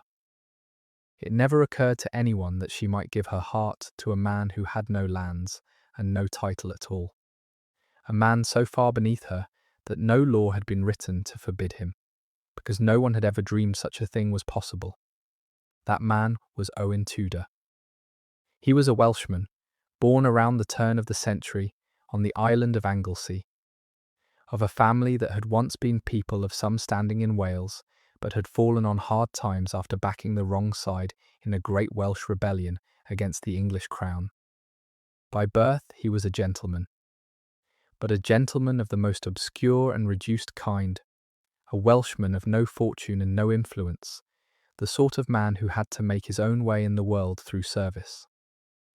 And service was how he came into Catherine's life. For Owen Tudor held a position in the Queen's household, by some accounts the keeper of her wardrobe, by others a squire or servant of her household, but in any case a man whose place was to serve, not to be served. He was, the stories agree, strikingly handsome, and there is a charming and probably embroidered legend that Catherine first truly noticed him when dancing at some entertainment. He lost his footing and tumbled into her lap. Whether or not that is how it happened, what is certain is that the most exalted woman in the land, the daughter of the King of France and the mother of England's king, fell in love with a Welsh servant of her own household, a man as far below her in rank as it was possible to be. It was a thing without precedent, almost without imagining, and it would change the history of England forever. To understand who Owen Tudor was, we have to look back at the recent history of Wales, for his family's fall was bound up with one of the great upheavals of the age. The Tudors of Anglesey, his forebears, had been people of real standing in their own land, a family of the Welsh gentry with a long and proud lineage stretching back into the old princely houses of Wales. But in the first years of the century, Wales had risen in a great rebellion against English rule under a charismatic leader, and the Tudor family had thrown in their lot with that doomed revolt. When the rebellion was crushed, as such risings always were, the families that had backed it paid the price, lands forfeited, fortunes ruined, standing destroyed. Owen Tudor was born into the aftermath of that catastrophe, the descendant of a once proud family brought low by backing the losing side. His Welsh inheritance reduced to little more than a name and a memory. To make his way in the world, a young Welshman of ruined gentry stock had few options but service, and so Owen came into the English world as a servant, entering by paths the records do not clearly show, the household of the Dowager Queen. He was, in the eyes of the English court, a nobody worse than a nobody, a Welshman of a conquered and despised people, of a family marked by rebellion. That such a man should become the husband of an English queen and the founder of a line of English kings is one of the most improbable reversals in all of history. A turning of fortune's wheel so complete that no storyteller would dare invent it. The crushed Welsh rebellion that ruined his family had, in the long run, set in motion the rise of his descendants to the throne of the very kingdom that had crushed them. What passed between Catherine and Owen Tudor in the privacy of her household we can never fully know, for it was, of necessity, a secret, and secrets leave few records. But at some point in the later years of the 1420s, the Queen of England and her Welsh servant were married, quietly and without permission, in defiance of the law that forbade it. It was an astonishing thing to do. By marrying without the consent of the King's Council, Catherine was breaking the law of the land. By marrying a man of Owen's obscure birth, she was committing what the great families of England would have regarded as an almost incomprehensible act, a queen abasing herself to wed a servant. Had it been known, the consequences would have been severe, for Owen most of all, who stood to lose everything under the terms of that punishing law. And so the marriage was kept hidden, a secret guarded with the greatest care, known only to a trusted few. The Queen and her husband lived their married life in the shadows, away from the prying eyes of the court, in the quiet of country houses and private establishments where they might be together without discovery. It is one of the most romantic stories in all of English history, and also one of the most dangerous. A queen and a commoner married in secret, defying the law and the whole rigid order of their world for the sake of love. And against every expectation, for a number of years, they got away with it. Whether Catherine and Owen were ever truly formally married has been debated by historians. And the question matters more than it might seem, for a great deal would later hang upon the answer. The difficulty is that a secret marriage by its nature leaves little proof, and no clear record survives of any ceremony. What we have instead are the assertions of later writers, especially those of the Tudor age, who had every reason to insist that the union had been a lawful marriage rather than a mere liaison. For if Catherine and Owen had truly been married, then their children were legitimate, and the claim of their grandson Henry Tudor to the throne gained a respectability and a strength that an illegitimate descent could never have given it. The Tudors, once they were kings, were naturally eager to establish that their founding couple had been honestly wed. This does not mean it was untrue. There is good reason to think the marriage was real, and contemporaries seem largely to have accepted it as such. But it does mean we should be aware that the question was never a purely private one. The legitimacy of the children born in those secret years would, decades later, help to determine who sat upon the throne of England. At the time, of course, none of this could have been foreseen. Catherine and Owen married, or lived as married, for love and for the ordinary human wish to build a life together, with no thought of dynasties or crowns. It was only the strange working of history that turned their private union into a matter of state, and made the question of whether a queen had truly wed her servant into a question on which a royal succession would one day partly rest. It is worth thinking, too, about the courage it took on Owen Tudor's part, for he had at least as much to lose as Catherine, and arguably more. She was a queen, protected to some degree by her rank even in disgrace. The worst that could befall her was confinement and dishonour. Owen, by contrast, was a commoner who had presumed to marry far above his station in defiance of the law, and for a man in his position, the consequences of discovery could be ruinous. The loss of his liberty, his property, perhaps even his life. He knew this. He cannot have entered into the marriage without understanding that he was placing himself in mortal danger, that the great men of England would regard his presumption with fury, that he had everything to lose, in worldly terms, little to gain that was worth such a risk, and yet he did it. He married the Queen, fathered her children, and held to her through years of secrecy and danger, knowing all the while what discovery would cost him. There is a kind of quiet heroism in that, a steadfastness that the records, concerned as they are with the scandal and the politics, rarely pause to honour. Owen Tudor was no great man by the measures of his age, no lord, no warrior of renown, no statesman. He was a servant who loved a queen and had the courage to act on it and to bear the consequences when they came.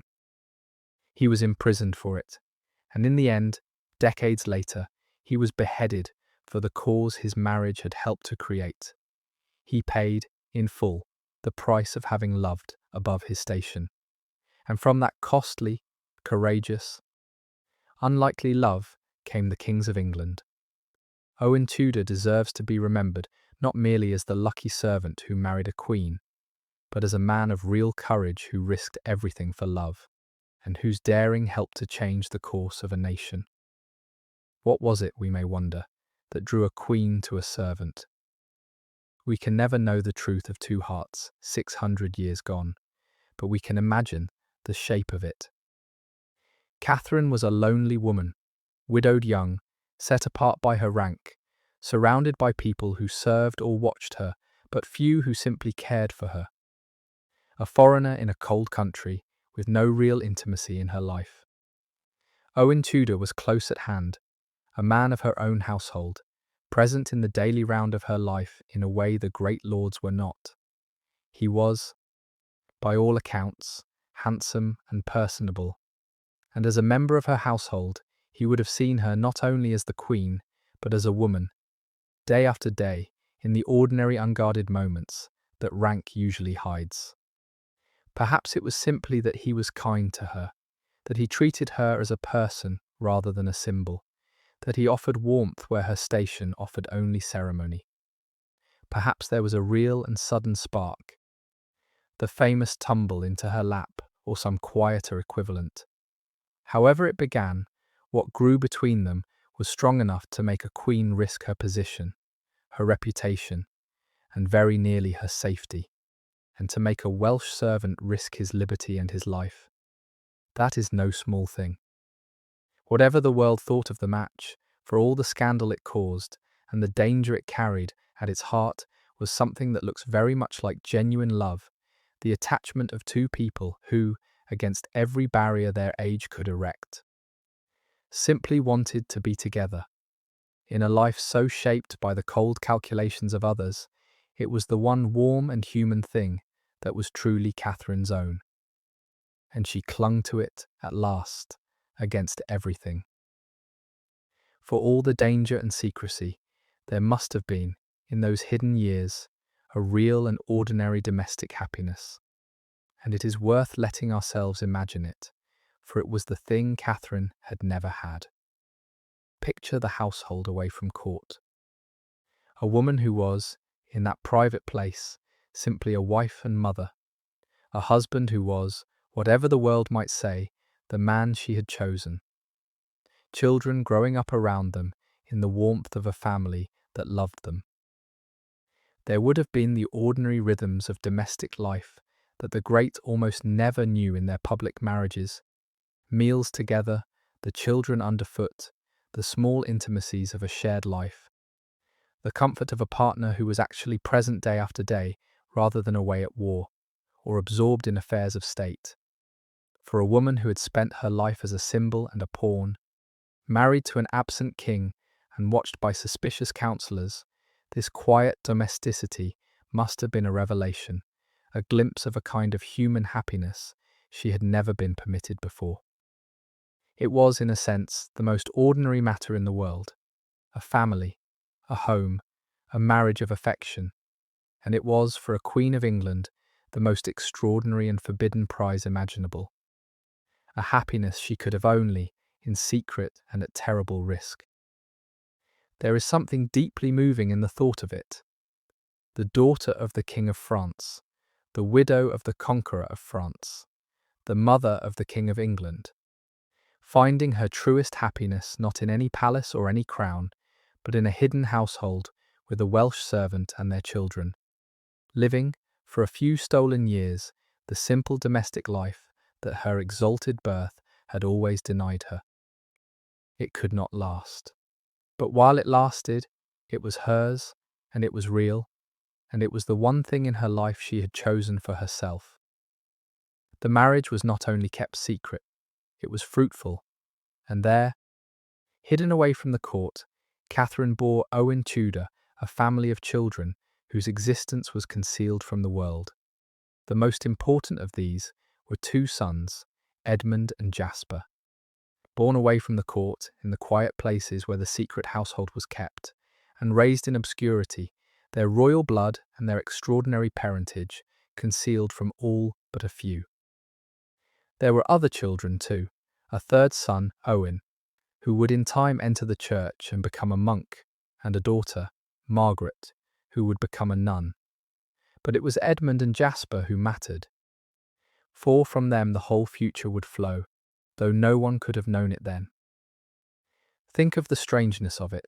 In some quiet manor house in the English countryside, screened from the great realm of courts and councils, two boys were growing up, who carried in their veins the blood of the kings of France through their mother, and the blood of obscure Welsh gentry through their father boys, who were the half-brothers of the reigning king himself, and yet whose very existence was a guarded secret. They were the children of a queen, and they were being raised like the children of nobody at all, tucked away from the world to keep their mother's dangerous secret safe. It was a precarious way to raise a family. This hidden domestic life lived always under the threat of discovery. But for some years it held, and the secret family grew, and Catherine had, at last, something she had perhaps never truly had before: a home, a husband who loved her, and children raised in the warmth of a marriage she had chosen for herself, rather than one chosen for her by treaties and conquerors. There was a particular danger in Owen's position that sharpened the peril of the whole secret, and it is worth understanding. In the aftermath of the Great Welsh Rebellion, the English crown had imposed a set of harsh penal laws upon the Welsh, stripping them of many rights and freedoms, barring them from holding certain offices and lands, treating them as a conquered and suspect people. A Welshman like Owen lived under these disabilities, a second-class subject in the eyes of English law. There is evidence that at some point Owen was granted the rights of an Englishman, effectively naturalised, lifted out of the penal laws that bound his countrymen, which would have been a necessary step if he were to live openly in the English world and hold property and position. Some have seen in this grant a sign that powerful people knew of, and quietly accommodated his extraordinary marriage. But whatever protections he gained, the fundamental danger remained.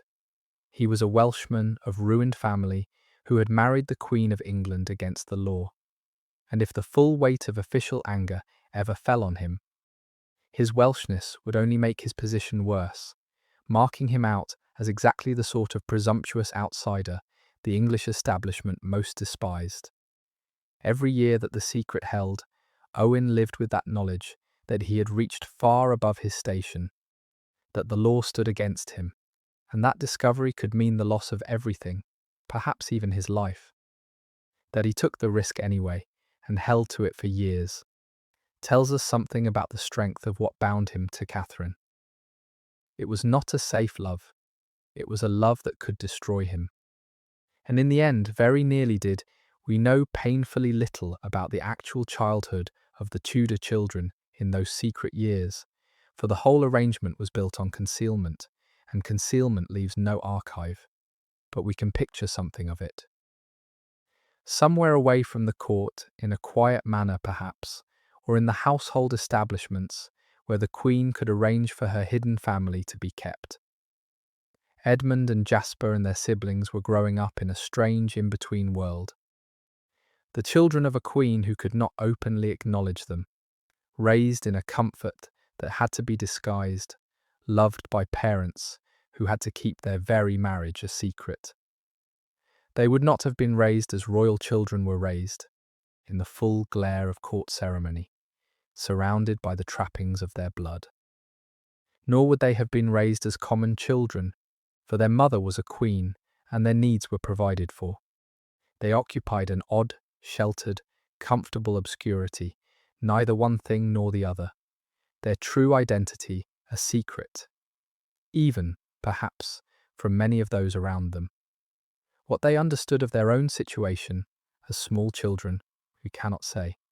Whether they knew their mother was the Queen of England, whether they grasped the danger that surrounded them, whether they sensed the strain of the double life their parents led. They were simply children in a hidden household, with a mother and a father who loved them and a secret that had to be kept.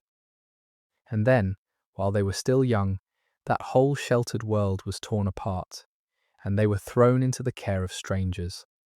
And the strangest destiny in English history began, slowly, to unfold around them. There is something quietly poignant in the situation of those hidden children, carrying within them a royalty they could not claim. By their mother, they were of the blood of the kings of France. By the same descent they were the half-brothers of the reigning King of England. In their veins ran some of the highest blood in Europe. And yet they were being raised in secret obscurity, their royal kinship, a perilous secret, rather than a source of pride.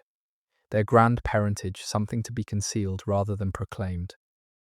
Other children of such blood would have been raised in palaces, surrounded by the deference due to their rank, their every prospect bright with the privileges of royalty. These children were tucked away in quiet houses, their names concealed, their future uncertain, the very greatness of their blood, a thing that endangered rather than exalted them. It was a strange inheritance, this concealed royalty, a birthright that could not be openly owned, and it would stay buried until the catastrophe of their mother's downfall and death thrust them, blinking, into the difficult light. Half-royal orphans whom the realm did not quite know how to place. That these concealed children, raised to hide their own blood, should in time become the founders of a royal dynasty is one more of the many reversals in this story of reversals. The hidden royalty that had to be concealed in their childhood became, in the fullness of time, the blood royal of England, openly worn by kings. But for now, in those secret years, it was a thing to be kept quiet, a greatness that dared not speak its name, carried by children who could not yet know what they were. For several years then, Catherine led a double life of the most extraordinary kind. To the world she was the dowager, the honoured mother of the young king, appearing when required at the great ceremonies of state, the dignified widow of the great Henry V in secret. She was the wife of a Welsh servant and the mother of his growing brood of children, living a hidden domestic life that no one at court suspected. How she managed to keep these two lives apart, how the pregnancies and the births were concealed, how the children were spirited away and raised in secret. These are things the records do not tell us, for the whole point of the arrangement was that it should leave no trace.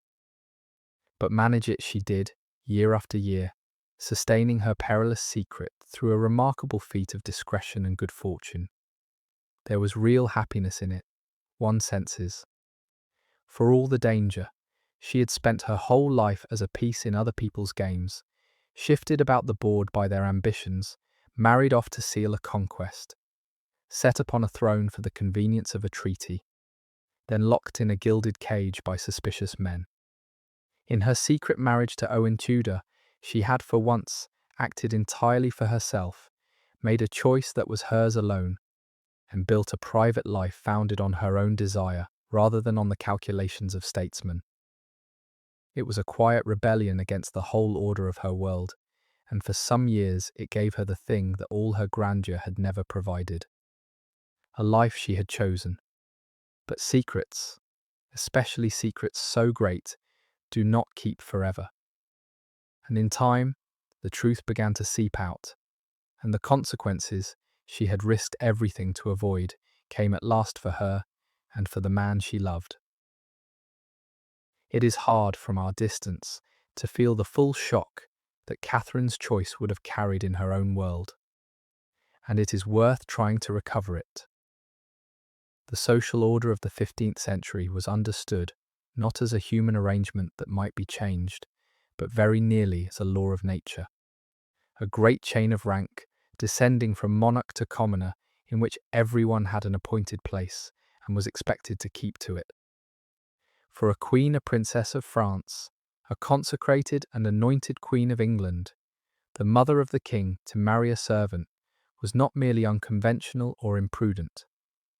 It was a kind of violation of the natural order, a thing that struck at the whole idea of how the world was meant to be arranged.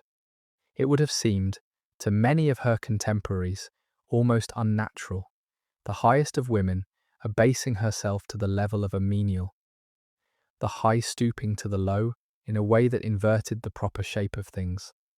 This is why the men who ruled England found the marriage so deeply scandalous when it came to light, not only because it threatened the political balance, but because it offended their whole sense of order and degree.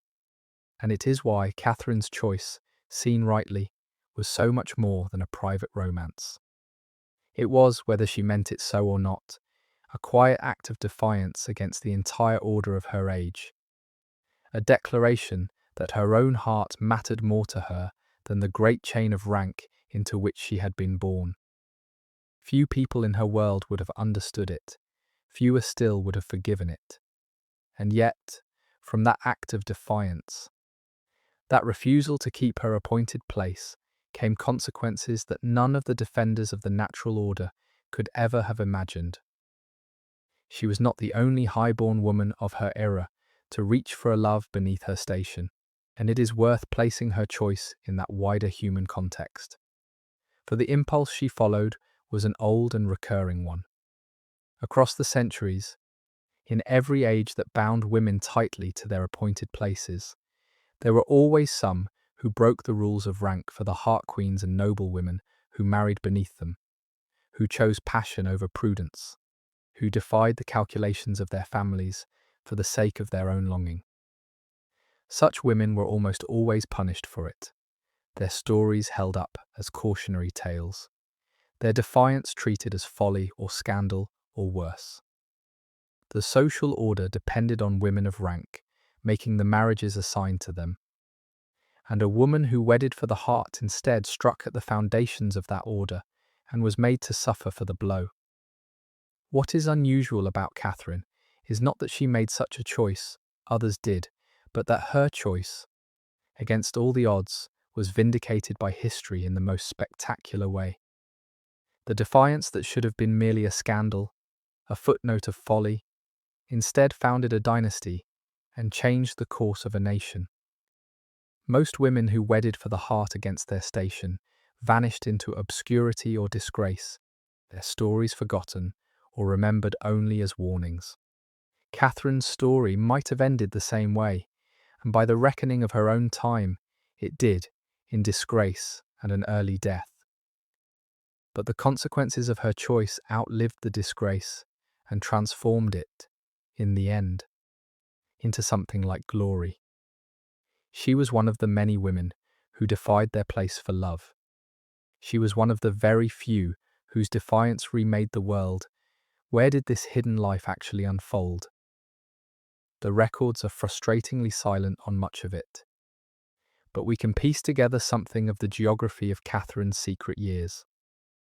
As Queen Dowager, she had the use of various royal residences and her own dower properties, and it seems to have been in these, away from the busy public palaces, in the quieter country houses and manors, that a great lady might occupy, that the secret household was maintained.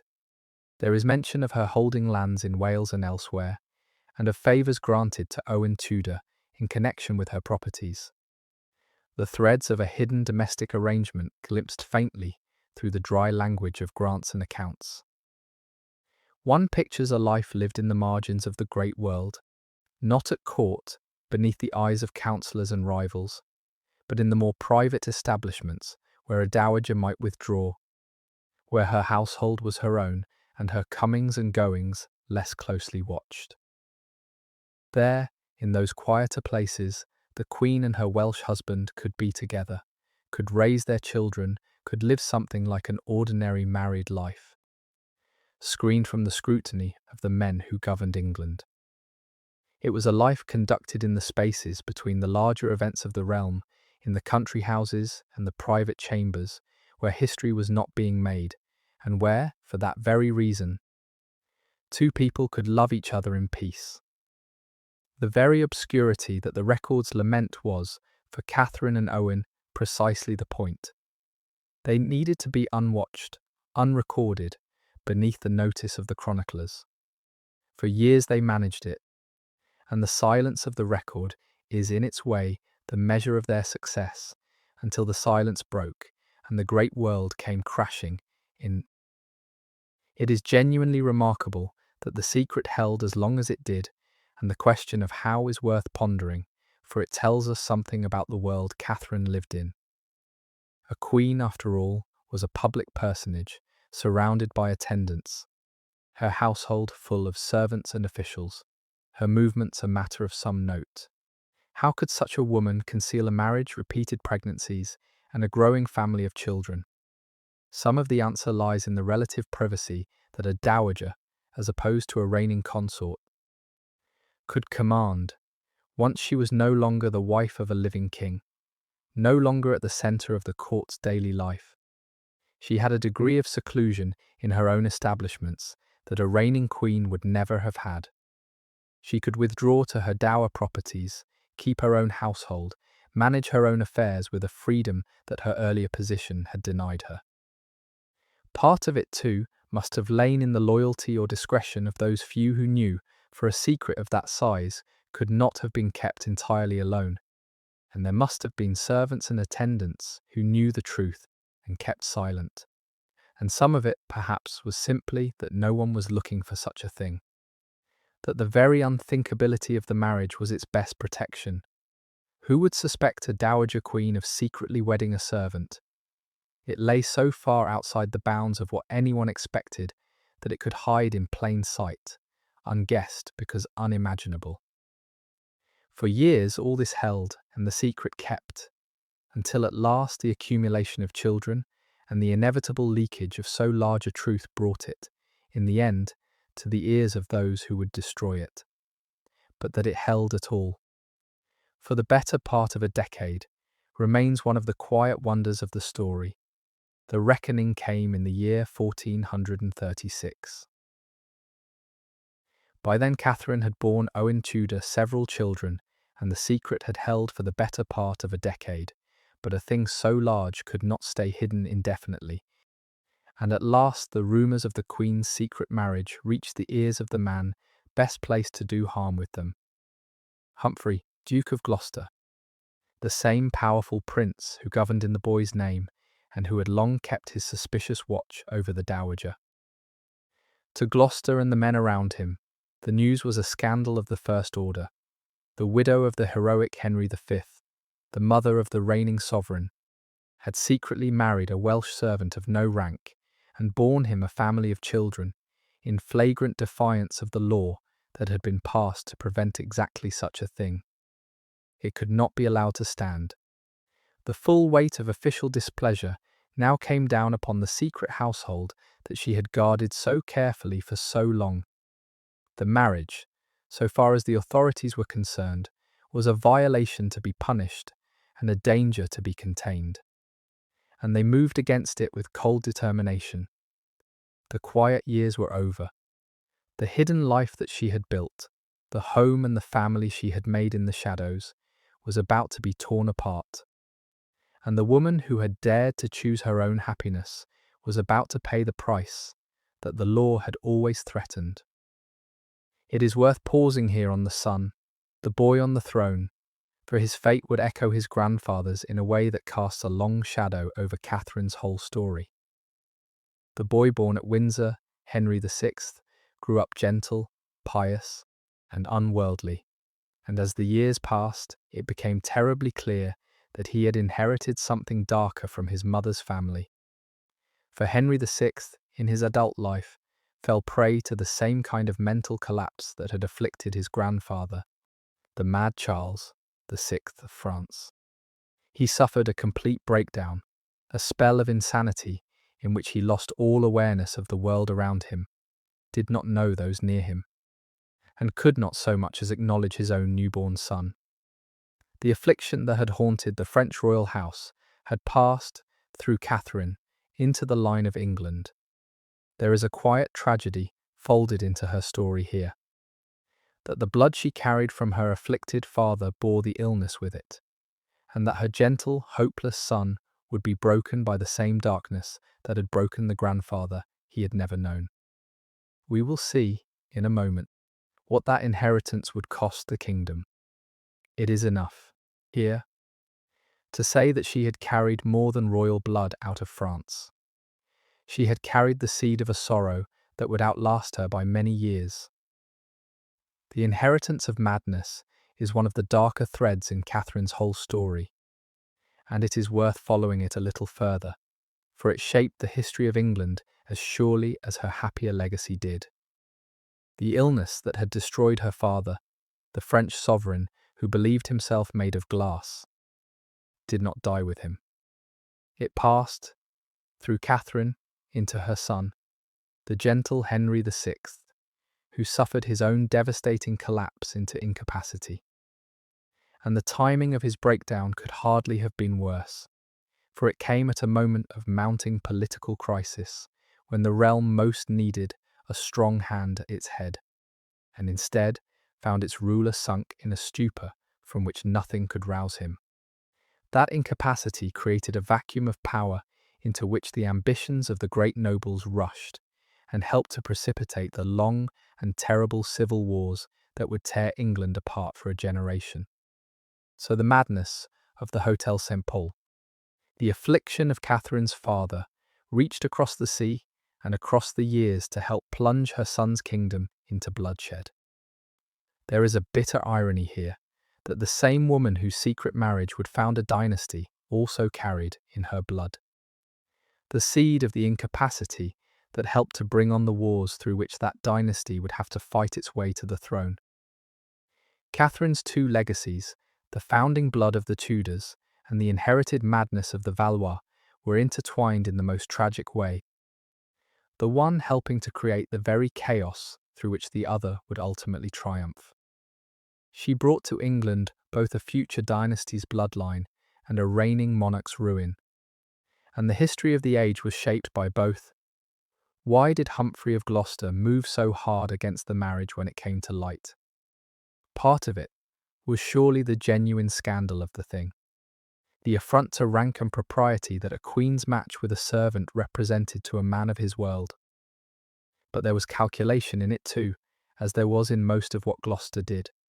The queen's secret husband and her half-royal children were a new and unpredictable element in the delicate balance of power around the throne, and Gloucester, ever watchful of his own position, would have seen them as a potential threat, or at the least a complication. There was also the matter of the Beauforts, his great rivals, and the general atmosphere of suspicion and faction in which any unexpected development was viewed first through the lens of advantage and danger.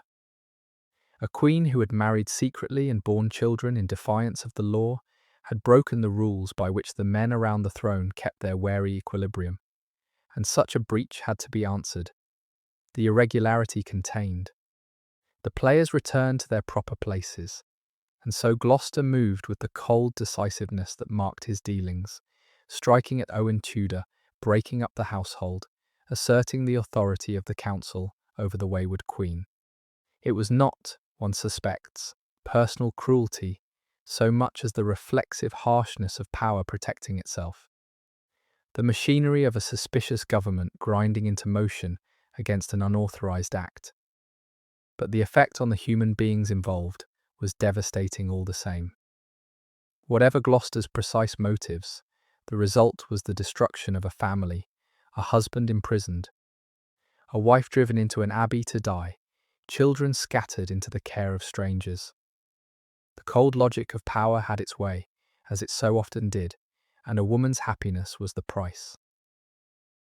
The blow, when it fell, struck at the family from both directions at once. Owen Tudor, the man whose only crime was to have been loved by a queen, was the immediate target of official wrath. He was summoned to answer for himself. And though there is a tangled story of his being first granted a promise of safe conduct, then arrested in defiance of it, the upshot was that Owen was seized and imprisoned, shut away in confinement for the offence of having married above his station. The husband was torn from the wife, the father from his children, and the quiet life they had built together was shattered. And Catherine herself was separated from the man she loved, and it seems from her children too, her secret world dismantled around her by the cold hand of the state. She withdrew, or was withdrawn, to Bermondsey Abbey, a monastic house that stood on the south bank opposite London, the sort of place where a great lady in distress might retire from the world. Whether she went there to seek the peace of the cloister, or to recover from a recent childbirth, or because she had nowhere else to go now that her secret was broken and her husband imprisoned, we cannot say with certainty. But to Bermondsey she went, sometime around the turning of the year, disgraced and broken, parted from her husband and her family, her great secret exposed, and her quiet happiness destroyed. And it was there, in the abbey by the river, that the last act of her short life played out. There is a special anguish in the manner of the ending that deserves to be felt. For what was done to Catherine in her last months was a kind of slow dismantling of everything she had. First, her husband was taken from her, seized and shut away, the partner of her secret years torn from her side. Then it seems she was parted from her children as well, the family she had borne and raised in secret, broken up and dispersed. And she herself was removed from the world, withdrawn into the abbey at Bermondsey alone. Picture what that meant for her. She had built, against every obstacle, a life of her own, a husband she had chosen, children she had borne for love, a private warmth that was hers alone in a life otherwise governed by others. And in the space of a few months, it was all stripped away, piece by piece, by the cold hands of the men who governed England. Husband, gone. Children, gone. Home, gone. She was left with nothing but the bare fact of her rank, the empty title of Queen Dowager in the silence of an abbey, her body already failing. Whether she died of a physical illness alone, or whether the grief and shock of losing everything she loved hastened her end, we cannot know. But it is hard to imagine that the destruction of her family did not break something in her. She had reached out once for happiness and had held it briefly, and now she watched it taken from her, link by link, in her final illness.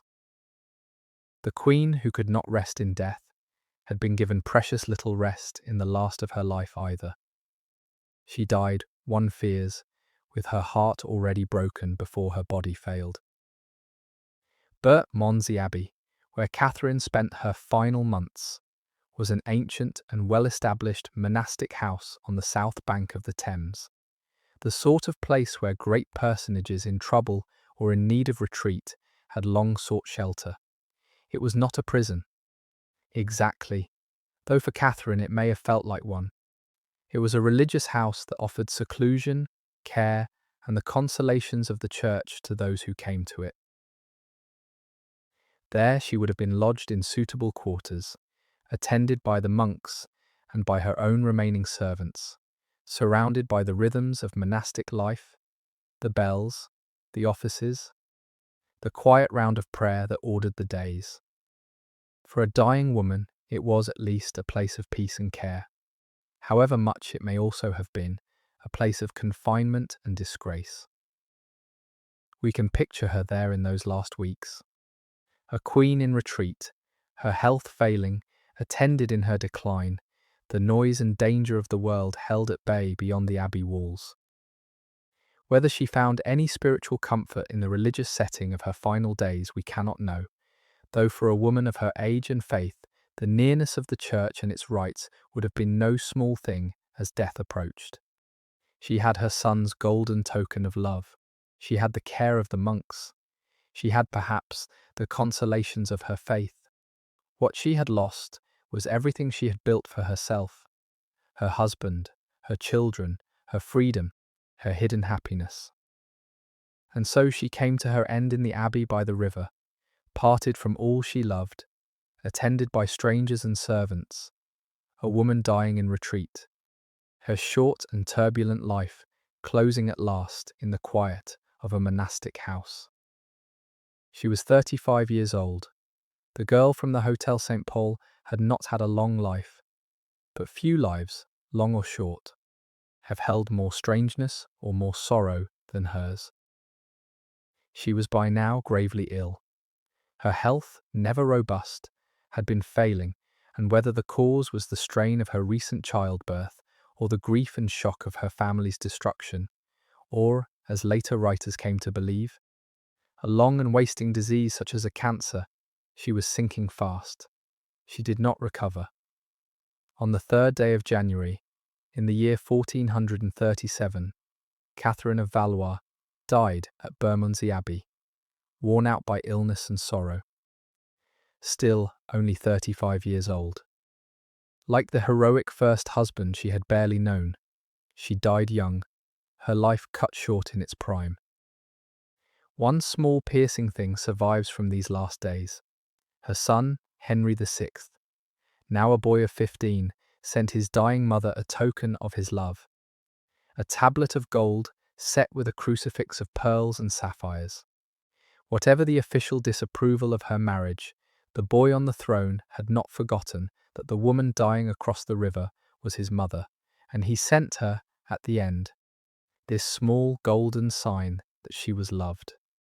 She died in disgrace, by the cold reckoning of the court, a queen who had broken the law and shamed her station by marrying a servant. But she died too, a wife and a mother who had dared to choose her own life, and who left behind her, though she could not have known it, the seed of something that would outlast every one of the great men who had caged and judged her. She was buried in Westminster Abbey, in the Old Lady Chapel, laid to rest in the great church, where she had been crowned a queen 16 years before. Her troubles, she must have thought, were over at last. In truth, the strangest part of her story had not yet begun. There is a particular cruelty in the way Catherine's life ended, and it is worth dwelling on. For she died under a cloud that she had done nothing truly to deserve. By the judgment of the court and the law, she died in disgrace. A queen who had broken the statute against her remarriage, who had demeaned herself and her royal station by secretly wedding a servant whose scandalous conduct had been exposed and punished. That was the official verdict on her, the shadow under which she passed from the world. But consider what her crime actually was. She had harmed no one. She had betrayed no trust, plotted no treason, stolen nothing, killed no one. Her offence, in the end, was simply that she had loved a man her betters thought beneath her, and had married him, and borne his children. and tried to build a life of her own. For this, she was separated from her husband, parted from her family, driven into an abbey, and left to die under a cloud of official disfavour. Her happiness dismantled in the name of law and order and degree. It is hard, looking at it now, not to feel that the disgrace belonged to her judges rather than to her, that there was more genuine dishonour in the cold cruelty that broke her family than in anything Catherine herself had done. She died, by the world's reckoning, a fallen woman. By any humane reckoning, she died a wronged one, punished for the crime of wanting a life of her own choosing, in an age that granted women of her rank no such liberty. The disgrace was real, in the sense that the world believed in it, but it was the world that should have been ashamed, not Catherine. The small detail of the golden tablet her son sent her deserves to be held a moment longer, for it is one of the few genuinely tender things in the whole hard story. And it tells us something. The young king, Henry VI, was, by this time, a boy of 15, growing toward the gentle, pious manhood that would mark him. Whatever the official disapproval of his mother's marriage, whatever the councillors and the law might say, the boy did not forget that the woman dying across the river was his mother. And so he sent her, in her last illness, a token of gold, a tablet set with a crucifix of pearls and sapphires, a thing of beauty and devotion, a sign that she was loved. Think of what that small gift meant. Passing between them at the end, here was a mother who had been parted from this son in his infancy, who had played little part in raising him, who had then disgraced herself in the eyes of his court by her secret marriage. And here was the son, the king, sending her at the last not condemnation, but love, a precious golden token to comfort her dying. It is a moment that cuts through all the cold politics of the story to something simply human. A boy who loved his mother, and a mother dying in disgrace, who received, at the very end, this small bright proof that she was not abandoned by the one person whose love mattered most.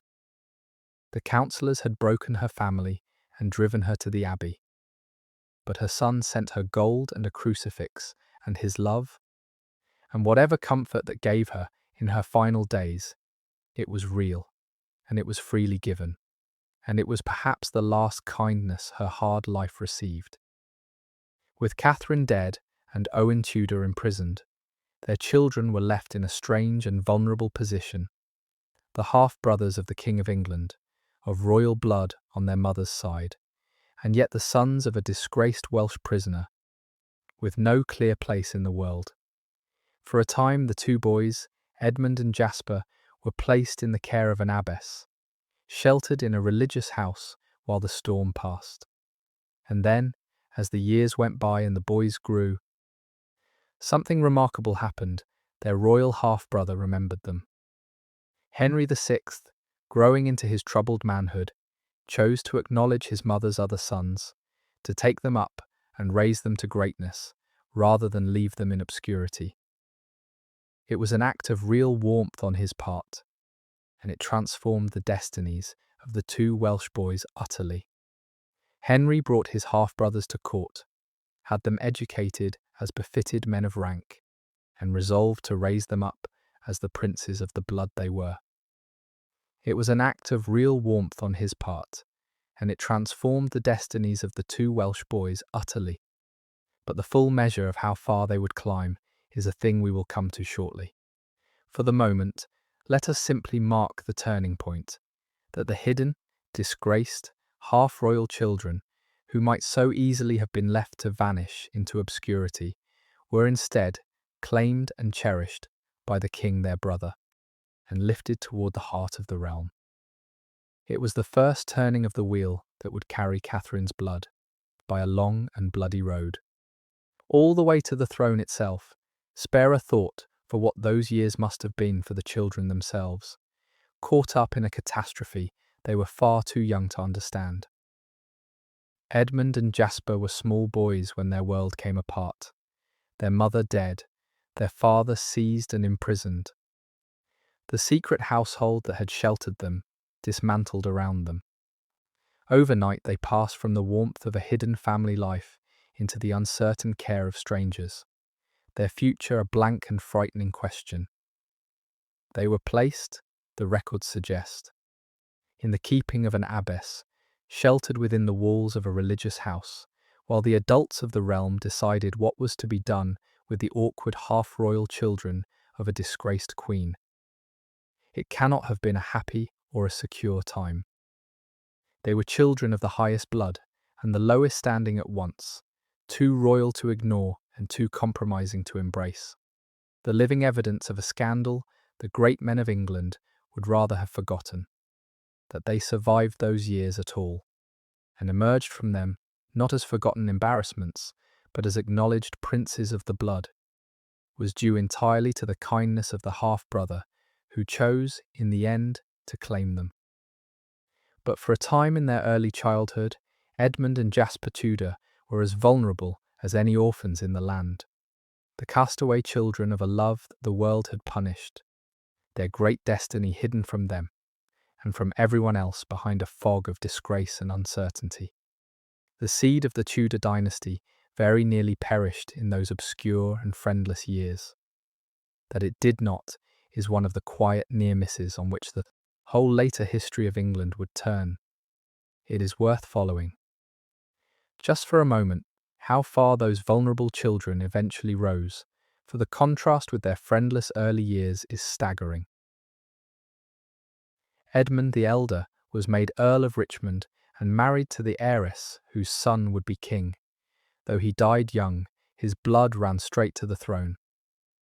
Jasper the Younger became Earl of Pembroke, and then, in the fullness of time, one of the great magnates of the realm, the loyal protector of his royal nephew, and a chief architect of the Tudor triumph.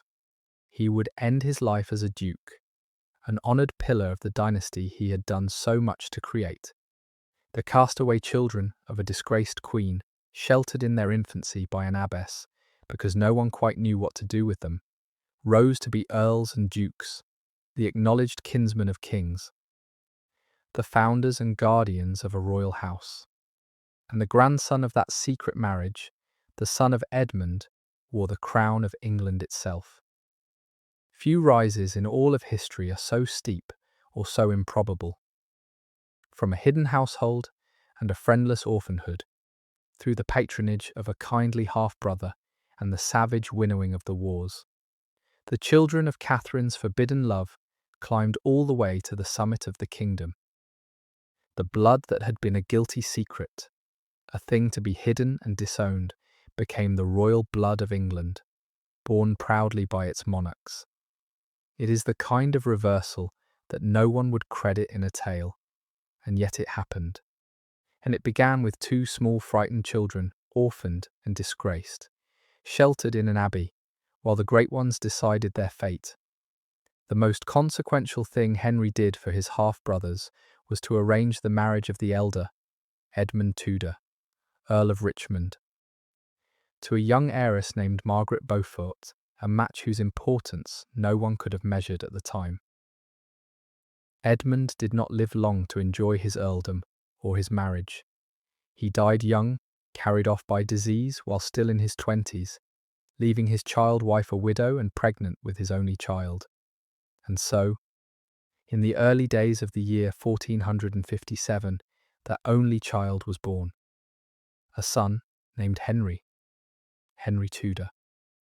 He was the grandson of Catherine of Valois and Owen Tudor, the great-grandson of the Mad King of France, and through his mother a descendant of the old royal line as well. Through the tangled inheritance of his blood he carried, though it seemed the faintest of chances at the time, a claim to the crown of England. No one looking at the fragile infant could have guessed that he would one day be king.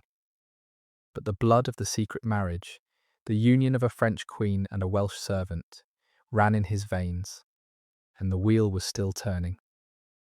The girl who became Edmund Tudor's wife deserves more than a passing mention, for Margaret Beaufort would prove one of the most remarkable women of the age, and her devotion to the son born of that brief marriage would shape the whole future.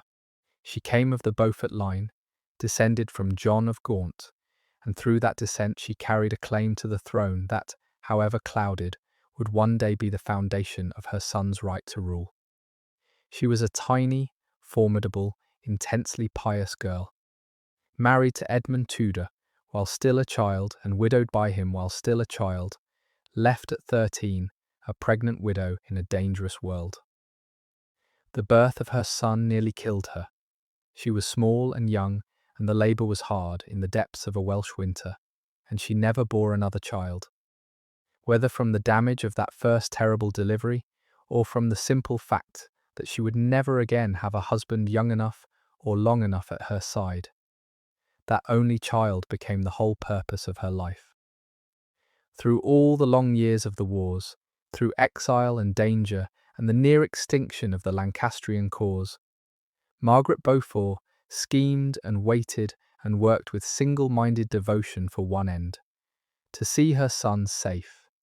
And when the chance came, to see him king, she was the patient, tireless engine of the Tudor claim, the mother who never stopped believing that the fragile boy born to her in that Welsh castle was destined for the throne.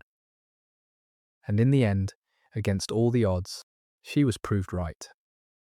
The blood of Catherine of Valois, carried through Edmund to his son, was joined to the Beaufort claim that Margaret carried, and from that joining came a king.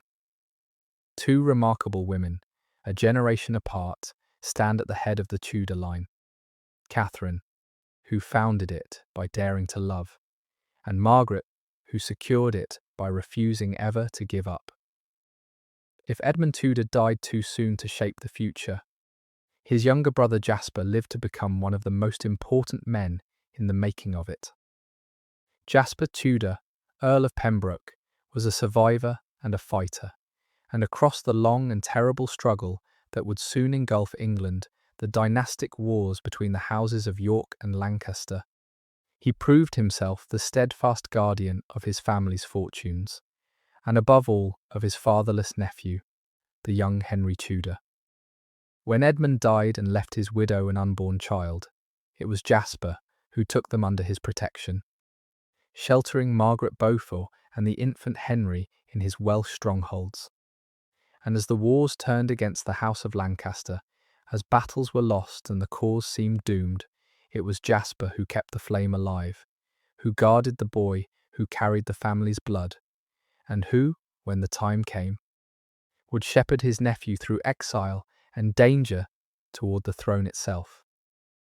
For long years Jasper and Henry were fugitives and exiles, driven out of England when the Yorkist kings triumphed, living abroad as the last hope of a beaten cause, hunted and penniless and far from home. Through all of it, Jasper never wavered.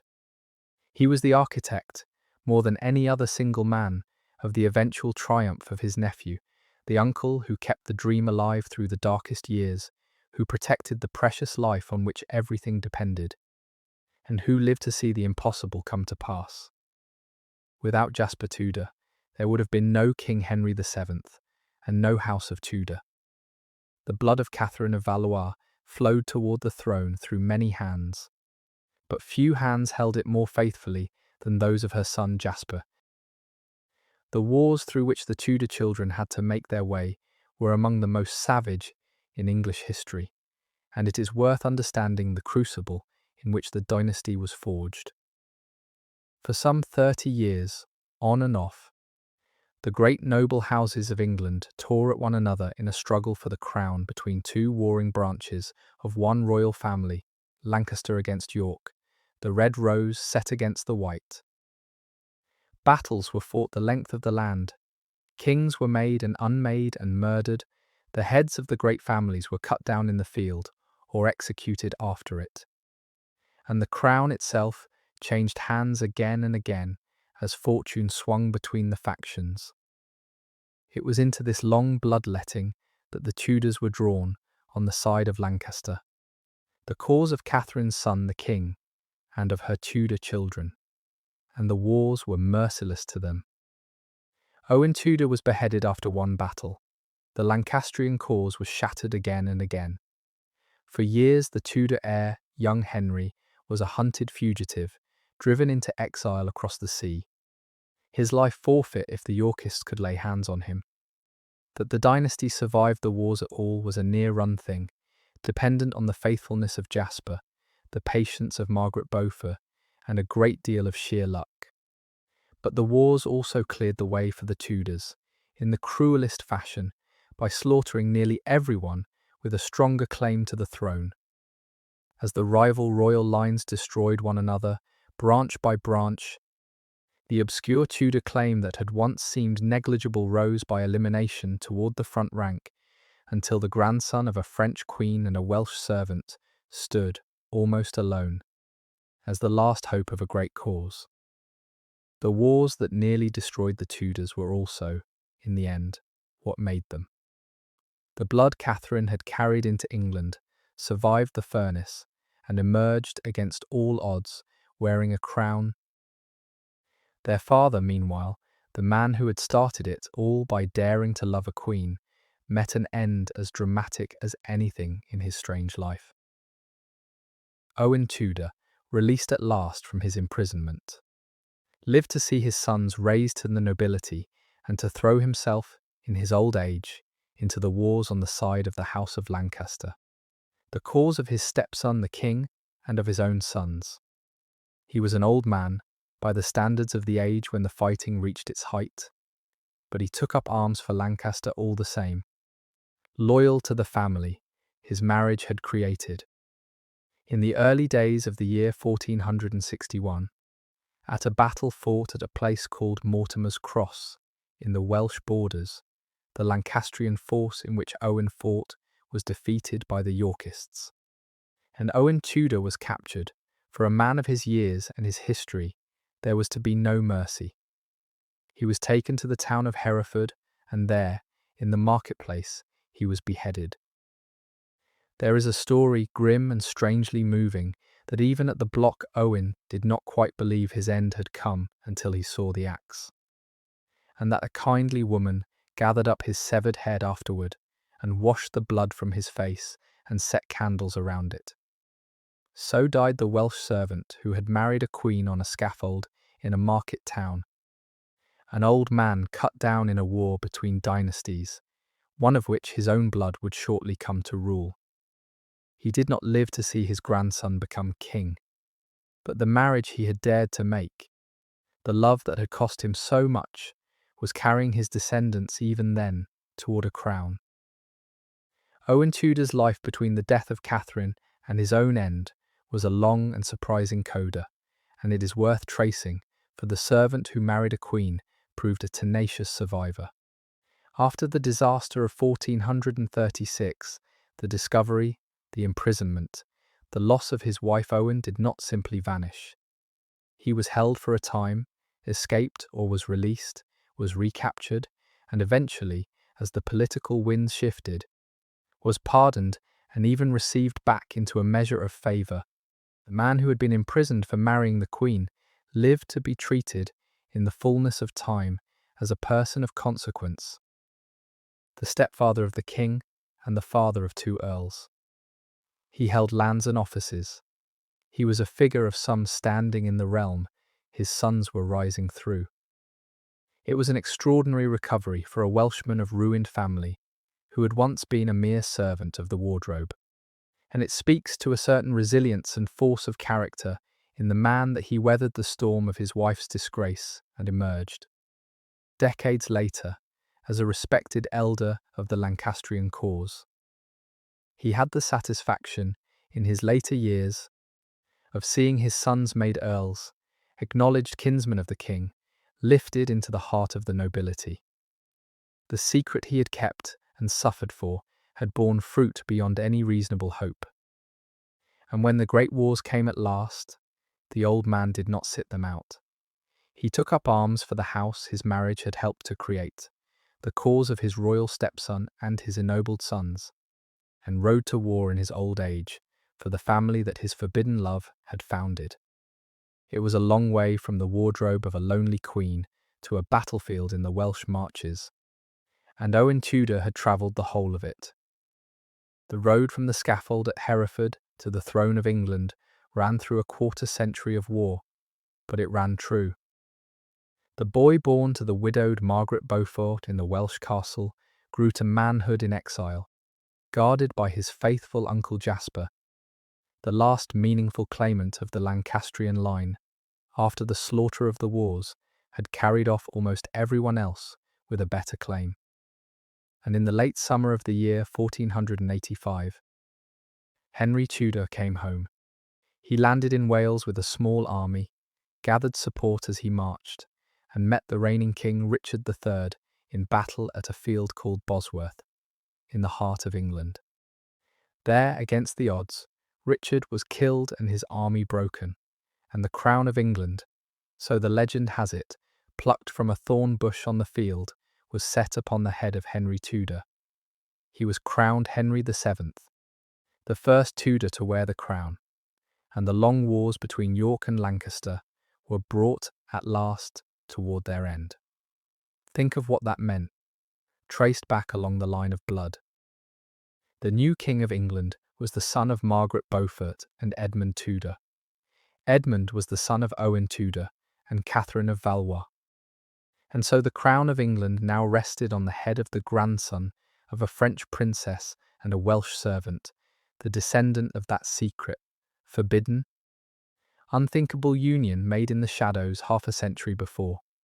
The law that had tried to keep Catherine from marrying, the disgrace that had broken her, the scaffold that had taken Owen, all of it had failed to stop the quiet thing that their love had set in motion.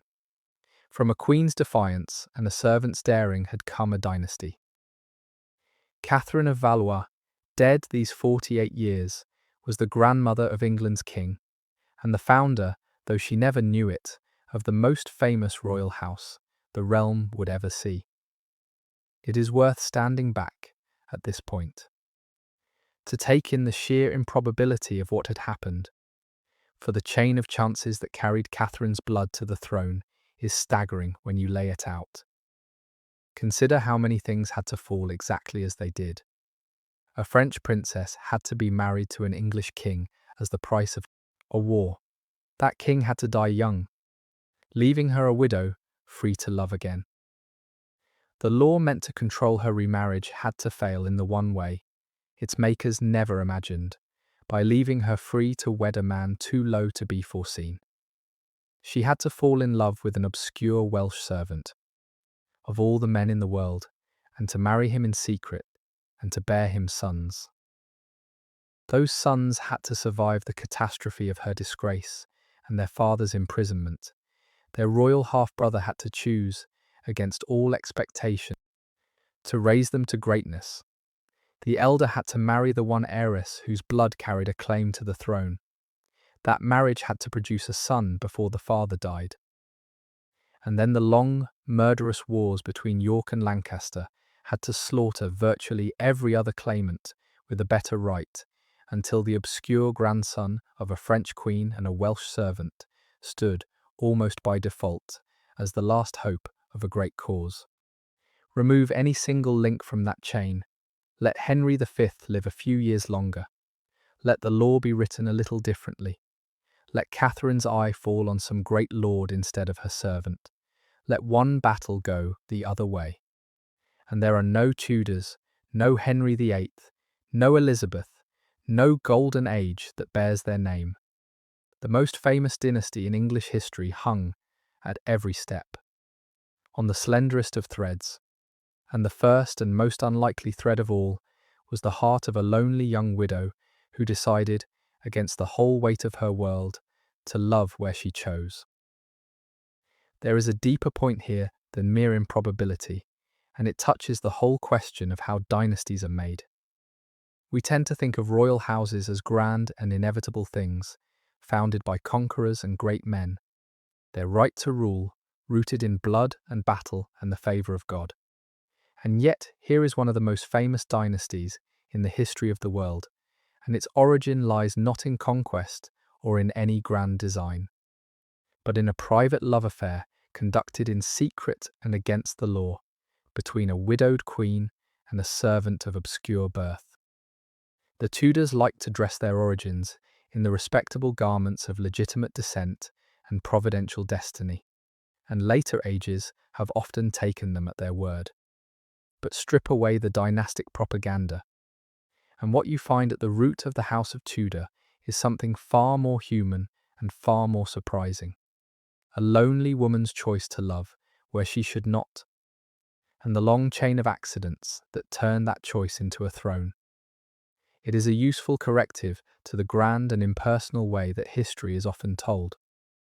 The great currents of politics and war matter, of course, but so do the private choices of individual human hearts, and sometimes those private choices, made by people the histories would otherwise overlook, prove more consequential than all the schemes of kings and councils. The House of Tudor stands as a monument to that truth. It was founded not by a conqueror, but by a woman in love, and the splendid diarist of its later glory rests, at its very foundation, on the quiet and defiant happiness of Catherine of Valois and Owen Tudor, in a hidden household long ago. That is worth remembering when we think of how the great things of history actually come to pass. And here the story takes its final, strangest turn. The turn we set out toward at the very beginning of this long night, for she did not rest quietly in her grave. She had been buried, you will remember, in the old Lady Chapel of Westminster Abbey. But some years after her grandson took the throne, that very king, Henry VII, resolved to pull down the old Lady Chapel and build in its place a magnificent new one.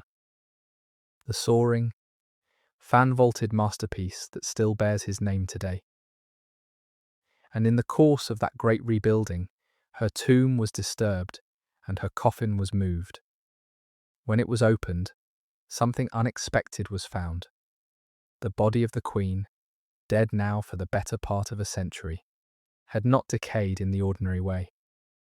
By some accident of how she had been embalmed or interred, her corpse had become strangely preserved, the long-dead Queen lying oddly intact within her disturbed coffin. And rather than being reburied at once with proper reverence, her preserved remains were left, for a time above ground, and so began one of the most extraordinary and macabre episodes in the history of any English royal. For her coffin, with its strangely preserved occupant, was placed near the tomb of her first husband, Henry V, and left there, loosely covered, accessible, and over the years that followed, it became a thing to be looked at. A curiosity, a queen on display. The question of why she was left so long unburied is a genuine puzzle and worth turning over. For it is hard for us now to understand how such a thing could happen to a queen. Part of the answer lies in the simple disruption of the rebuilding. When her grandson tore down the old Lady Chapel to raise his splendid new one, Catherine's tomb was in the way, and her body had to be shifted. In the confusion of a great building project, the careful reburial that should have followed was somehow never properly carried out. Part of it, too, may lie in the strange preservation of the remains themselves, for a corpse that had not decayed as bodies were expected to was a thing of wonder and even of reverence in that age, the kind of object that might be displayed rather than hidden away. There was a long tradition in the medieval and early modern world of viewing the preserved remains of the notable dead, of relics and curiosities, and the bodies of saints and kings shown to the faithful and the curious alike. Catherine, by the accident of her preservation, slipped into that category, less a body to be buried than a marvel to be shown, and once she had become a sight, an established curiosity that visitors came to see, there was little impetus to put her away. The strange exhibition simply continued, decade after decade, through sheer inertia and the human appetite for the macabre. It is a grim irony that the very preservation that should have been a mark of special grace became instead the reason she was denied a grave, her uncorrupted body condemning her to centuries on display.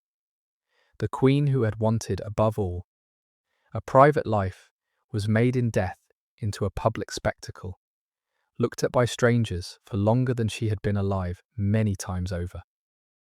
There is a further irony in the way Catherine was remembered, or rather reshaped, once her grandson held the throne, and it bears noting.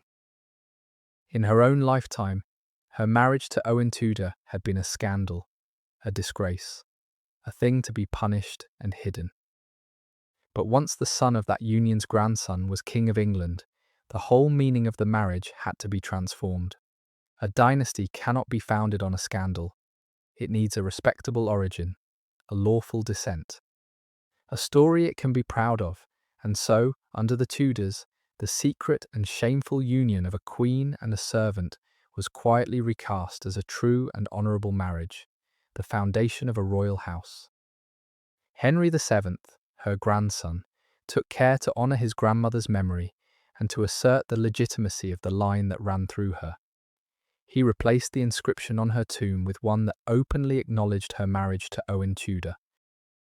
The marriage that had once been her ruin now proclaimed as the proud origin of kings.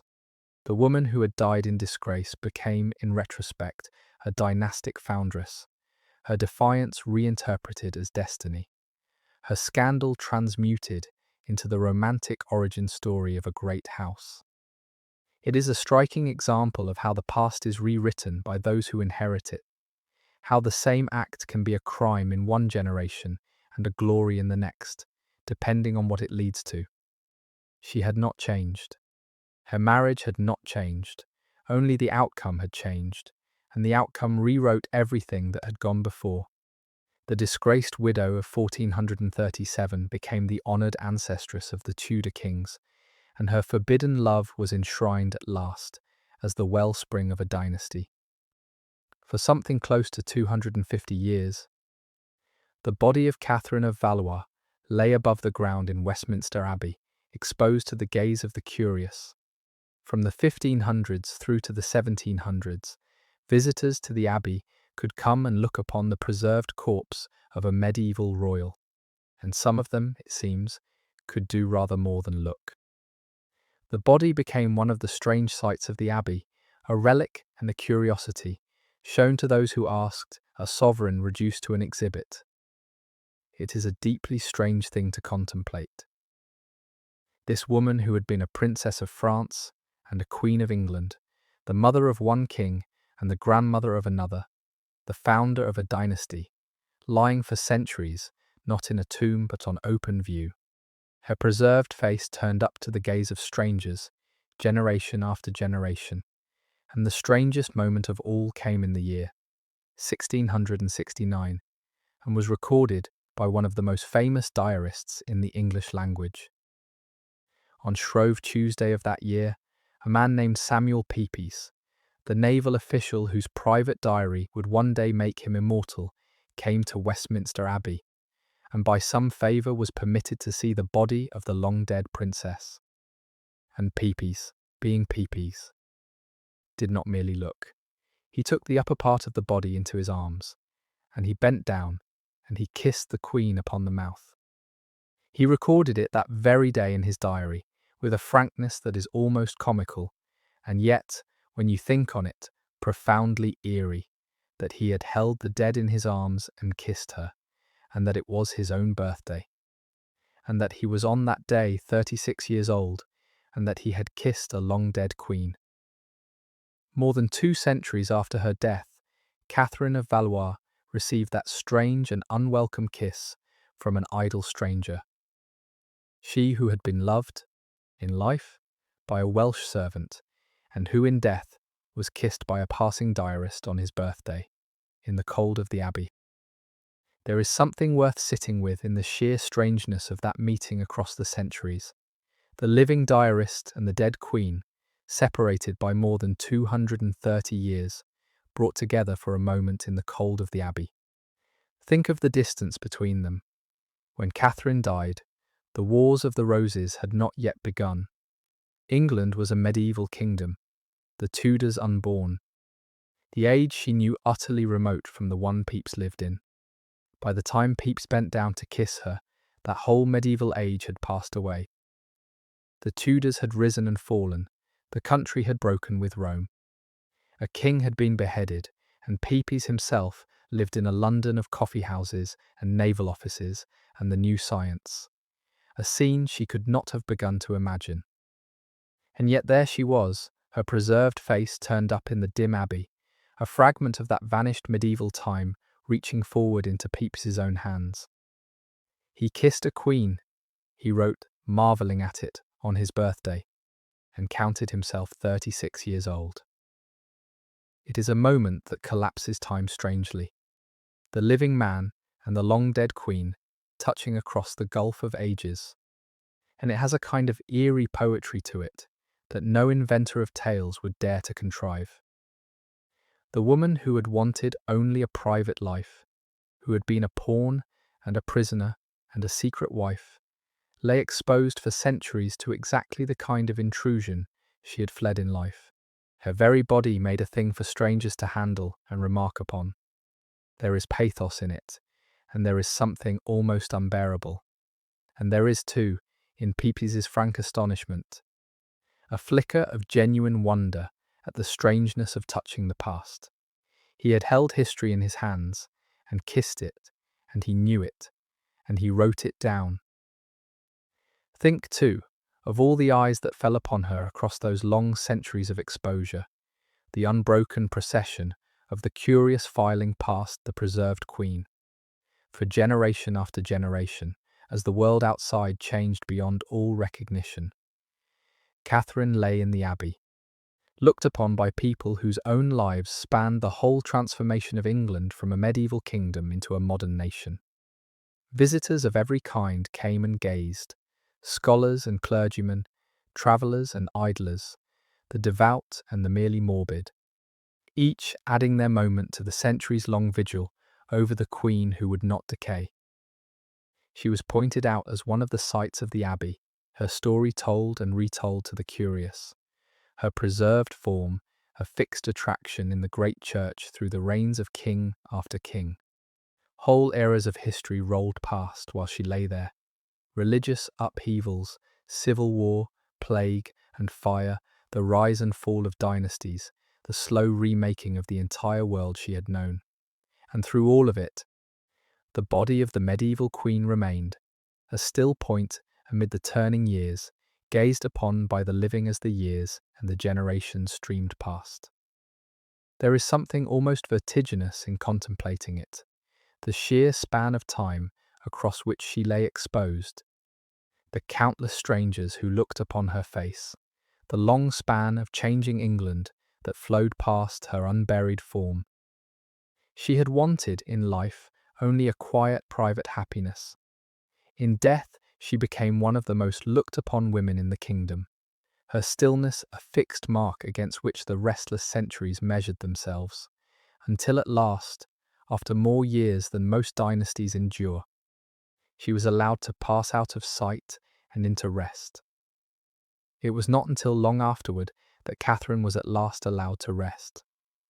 For all the centuries of her strange exposure, no one had given her again the decent burial that any soul deserves. In the 1700s, her remains were finally moved out of sight, placed away in a vault within the abbey, no longer on open display, but still not truly laid to rest. And only in the reign of Queen Victoria, more than 400 years after her death, was Catherine of Valois at last properly reinterred, her remains gathered and buried with reverence after their lengthy ordeal. After all of it, the mad father, the conquest, the brief marriage, the gilded cage, the secret love, the disgrace, the early death, and then the drawn-out indignity of her exposure, the queen who could not rest was given, at last, a quiet grave. The wanderings of Catherine of Valois, in life and in death, were finally over. It had taken more than 400 years. It is worth lifting our eyes before we leave this strange afterlife, to see what her blood actually became. For the dynasty Catherine founded was no minor footnote, but one of the most consequential in the history of the world. Her grandson, the first Tudor king, ended the long civil wars, and fastened a firm new grip on the English crown, founding a line that would hold the throne for more than 100 years. His son would break England away from the Church of Rome, remake its religion, and stamp his enormous personality across an entire age. His granddaughter would reign for nearly half a century over an England that defeated great armadas, sent its ships and adventurers across the oceans, and produced a flowering of language and drama and learning that has never been surpassed. The Tudor Age. The age of religious revolution, of exploration and empire's first stirrings, of a golden flowering of English culture sprang, in the end, from the blood of a neglected French princess and an obscure Welsh servant who had married in secret and against the law. Each of those famous Tudor sovereigns carried Catherine's blood in their veins, traced back through the secret marriage she had risked everything to make.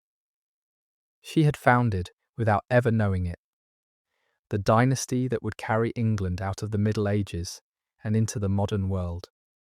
Few people who ever lived can have set in motion consequences so vast through an act so private and so little regarded at the time. The lonely widow's choice to follow her heart had reshaped the history of a nation and of the wider world that nation would go on to touch.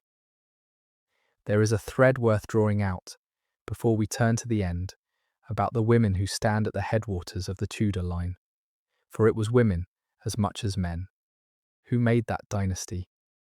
Catherine of Valois founded it by her secret marriage. Margaret Beaufort secured it by her unwavering devotion to her only son, scheming and waiting through decades of danger to set him on the throne. And once the dynasty was established, it would in time pass its crown to a woman who reigned in her own right and became one of the greatest monarchs in the nation's history, presiding over an age of glory that still bears her name. The Tudor story, so often told as a tale of formidable kings, rests in truth on a foundation of remarkable women. The French princess who dared to love, the tiny pious heiress who would not give up, and the great queen who ended the line in splendour. It is a fitting shape for a dynasty that began with a woman's defiant choice. Catherine could not have known that the blood she carried in secret would flow down to such heights, that her granddaughter-in-law and her descendants would reshape the religion and the destiny of England, that a woman of her line would command the loyalty of a whole golden age. She knew none of it, but she set it all in motion, the first of the women who made the Tudors, with a single act of the heart in the quiet of a hidden household. The dynasty of the great kings was, at its root, the work of a few extraordinary women, and Catherine of Valois stands first among them, the wellspring of the whole remarkable line. Step back and consider the sheer sweep of the journey from the cradle in Paris to the throne she founded, and it is almost too strange to credit.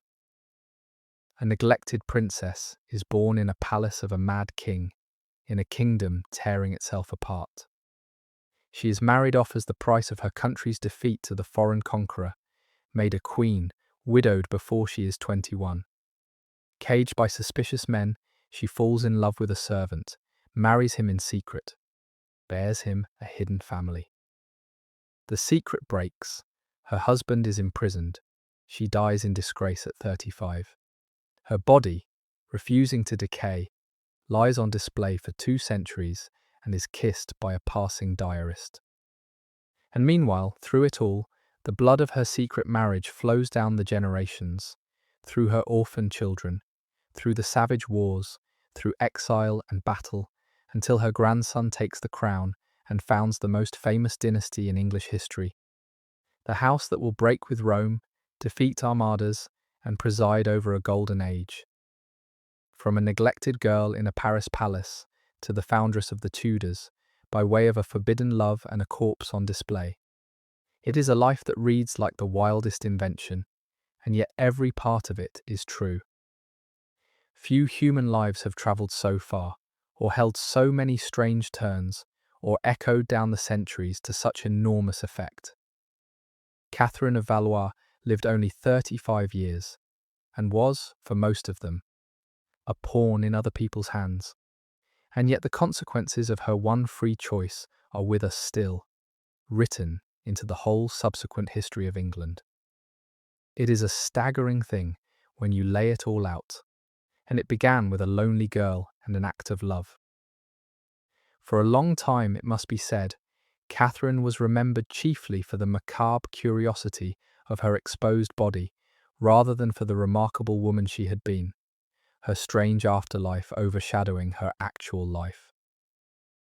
The diarist's kiss, the centuries on display, the grim spectacle of the preserved queen, these caught the imagination far more readily than the quiet courage of her secret marriage or the vast consequences that flowed from it. It is only with the more careful attention of later historians that the true significance of her life has come back into focus. Not the curiosity of her corpse, but the consequence of her choice. Not the queen who could not rest, but the woman who founded a dynasty.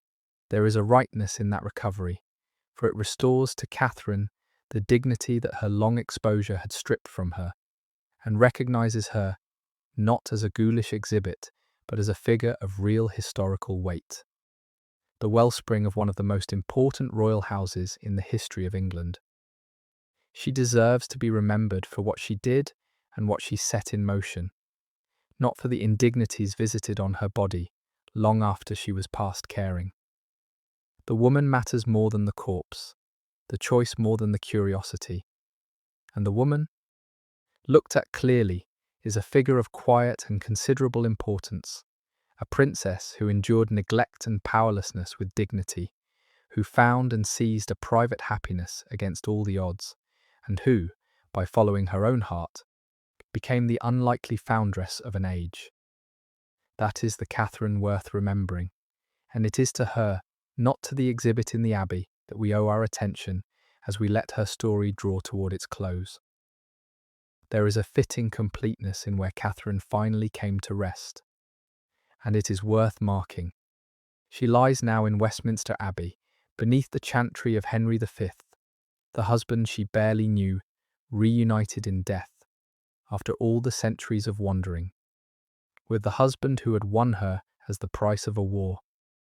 It is a strange reunion when you think on it. In life their marriage was brief and mostly absent, a thing of treaty and conquest more than of companionship. She spent far longer as Owen Tudor's wife than as Henry's, and found far more happiness in the second marriage than the first. And yet it is beside the conqueror, not the Welsh servant, that history has laid her. The grand dynastic marriage reasserting itself in death over the humble one of her heart.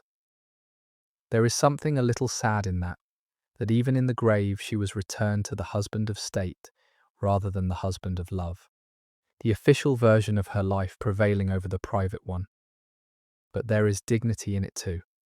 Westminster Abbey is the great shrine of English royalty, the place where monarchs are crowned and buried, the very heart of the nation's memory of itself. To lie there at last, beneath a proper inscription, in such company, is to be acknowledged as what she was, a Queen of England, the mother of a king, the ancestress of a dynasty. After the centuries of indignity, the exposure and the curiosity and the long denial of a grave, Catherine of Valois rests now in the most honoured ground in England, her place in the story of the nation marked in stone. The wandering queen came home, in the end to the abbey where she had been crowned, and there, at last, she was allowed to rest. It is worth remembering, as a kind of coda, that for all the indignity of her long exposure, Catherine's memory was never wholly lost, and that her descendants took care, in the end, to honour the woman from whom their greatness flowed. Her grandson, the first Tudor king, saw to it that her tomb acknowledged her marriage to Owen Tudor, the union that had founded his house. Later generations, down to the reign of Victoria, at last gave her remains the decent and reverent burial that had been so long denied. Today, a visitor to Westminster Abbey can find the place where she lies, marked and acknowledged. A French princess and an English queen at rest among the monarchs of the realm she helped to shape. She is not forgotten. The strange tale of her exposed body is still told. It is true, and perhaps it always will be, for it is too remarkable a story ever to fade entirely. But alongside the curiosity of her afterlife there endures, now, a proper recognition of her significance, of the woman who bridged the medieval and the modern, who carried the blood of mad French kings into the line of England, who founded, by a single act of love, the dynasty of the Tudors. That is a legacy that no indignity could erase and no passage of time can diminish. Kingdoms rose and fell, the centuries turned, and the strange wandering queen lay all the while in her abbey. And when at last she was given rest, it was as the honoured ancestress of a line of monarchs, her place in the long story of England secure. The lonely girl from the Hotel St. Paul had become, in the end, one of the quiet foundations on which a great age was built, and the abbey that holds her holds in her a piece of the very origin of modern England. What are we to make, in the end, of Catherine of Valois? She was not a ruler. She wielded no power, commanded no armies, shaped no policy. By the measures we usually apply to the famous figures of history, she did very little. Things were done to her far more than she did them. Married off to seal a conquest, set upon a throne by a treaty, caged by suspicious men, and broken at the last for the crime of loving where she chose. And yet by a strange and quiet route that no one foresaw, she became the founder of a dynasty, the wellspring of a royal house that would hold the English throne for over 100 years and shape the kingdom's story beyond all reckoning.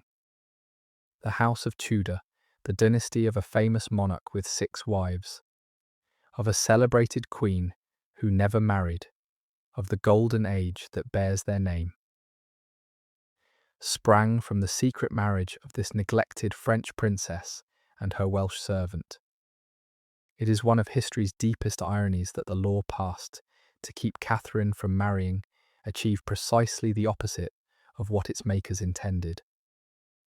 By making it impossible for her to marry a great nobleman, it left her free, in a sense, to marry a man so far beneath notice that no law had been written to forbid him. And from that unconsidered union came the kings of England. Had Catherine been allowed to marry Edmund Beaufort, there would have been no Tudors. The very cage built to contain her shaped the escape that changed the kingdom. She founded a dynasty, not through power or ambition, but through love, through the one free choice she ever made. And that, perhaps, is the truest measure of her, that the most consequential thing she ever did was simply to follow her own heart, against the whole weight of her world. There is a poignant symmetry in Catherine's 2 marriages that throws the whole shape of her life into relief. Her first husband was a king, the greatest soldier of his age, chosen for her by treaty and conquest, a match of the highest splendour and the coldest calculation. He gave her a crown, a place in history, and a son who would be king. He gave her, too, 2 years of mostly absent marriage and an early widowhood.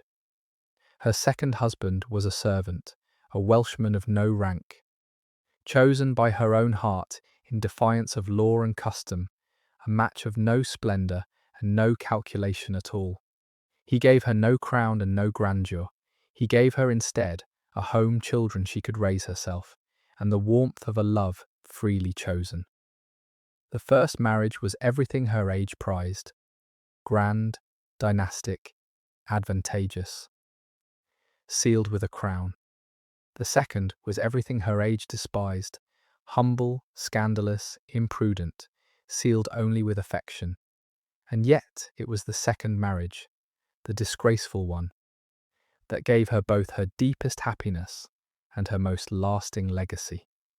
From the grand marriage to the king came a single tragic son, and the loss of her husband within 2 years.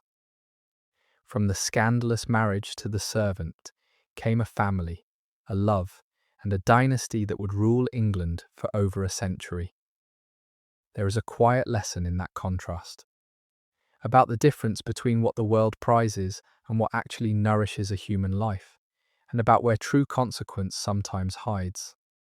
The king gave her a crown, and history remembers the marriage as her glory.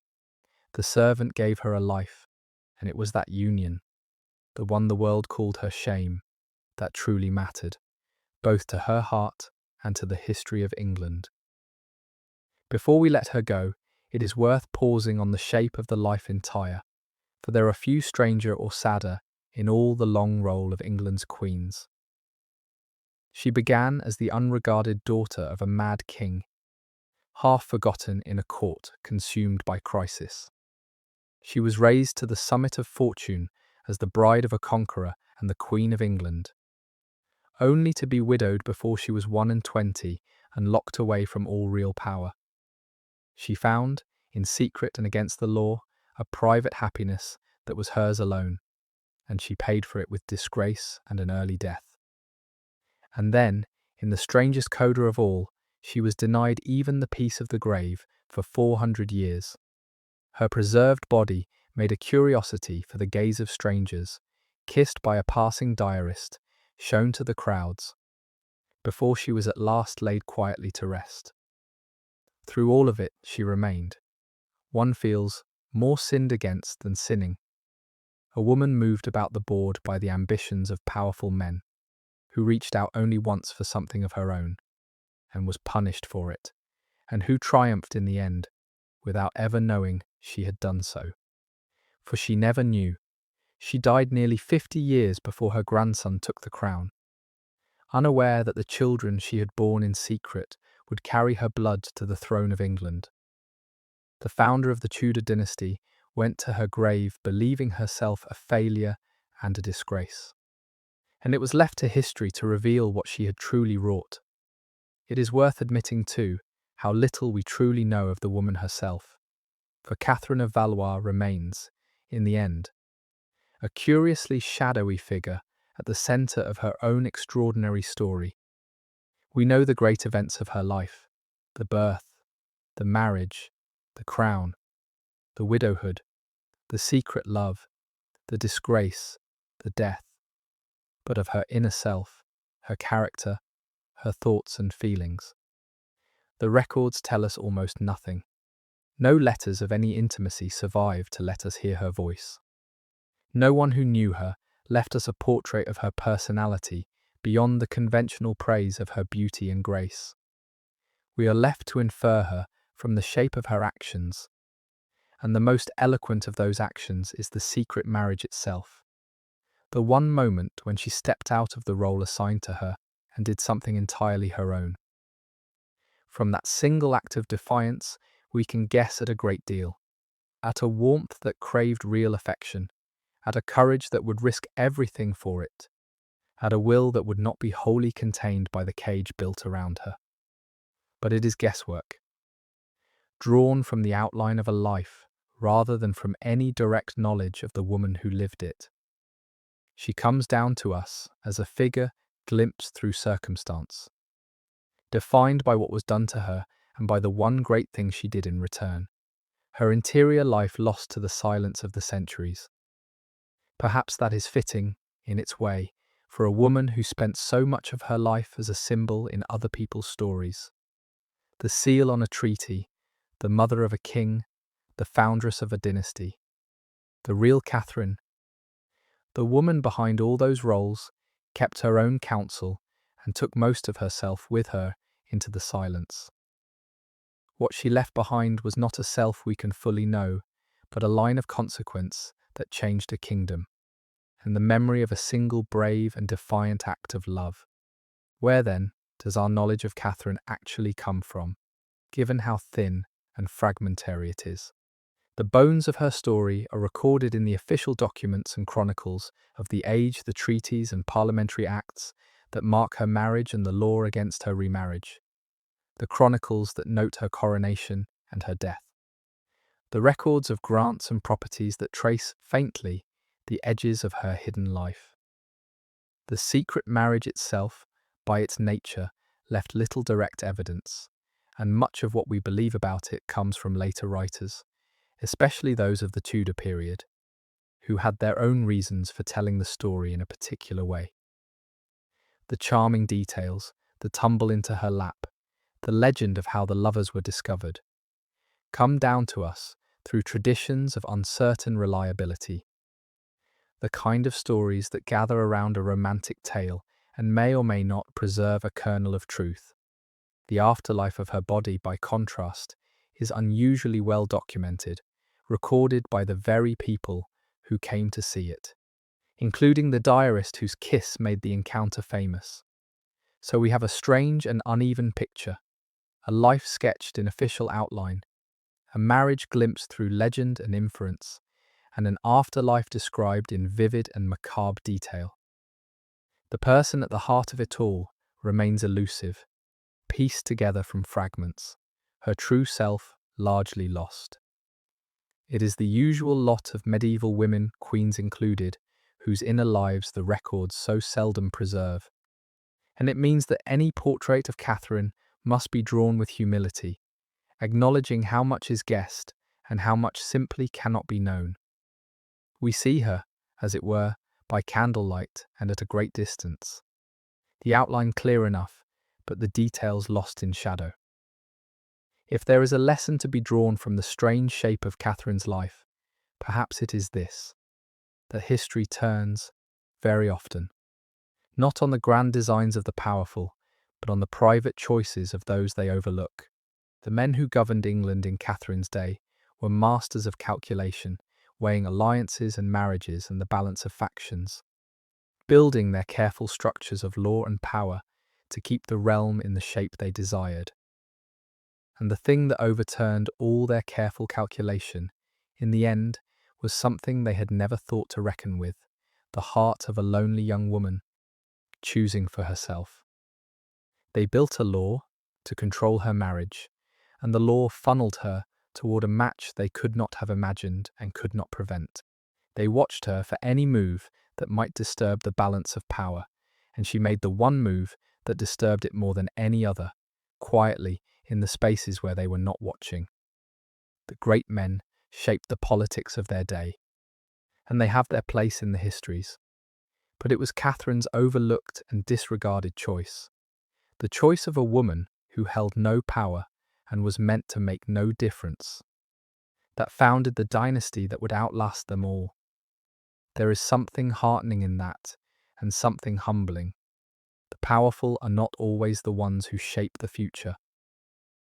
Sometimes it is the disregarded, the contained, the ones thought safely managed, who set in motion the changes that matter most.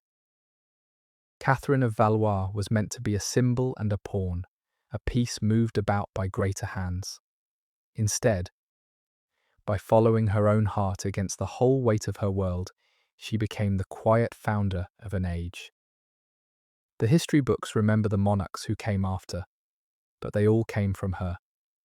And so we leave her there, in the quiet at last, beneath the stones of Westminster, beside the husband she barely knew. The long, strange journey of her life and her afterlife finally ended. The French princess who became an English queen, the widow who dared to love a servant, the mother of a king and the grandmother of a dynasty, the queen who could not rest, who rests now.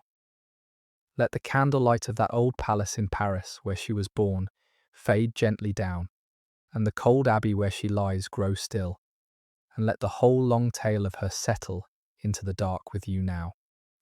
6 centuries gone and softly closing.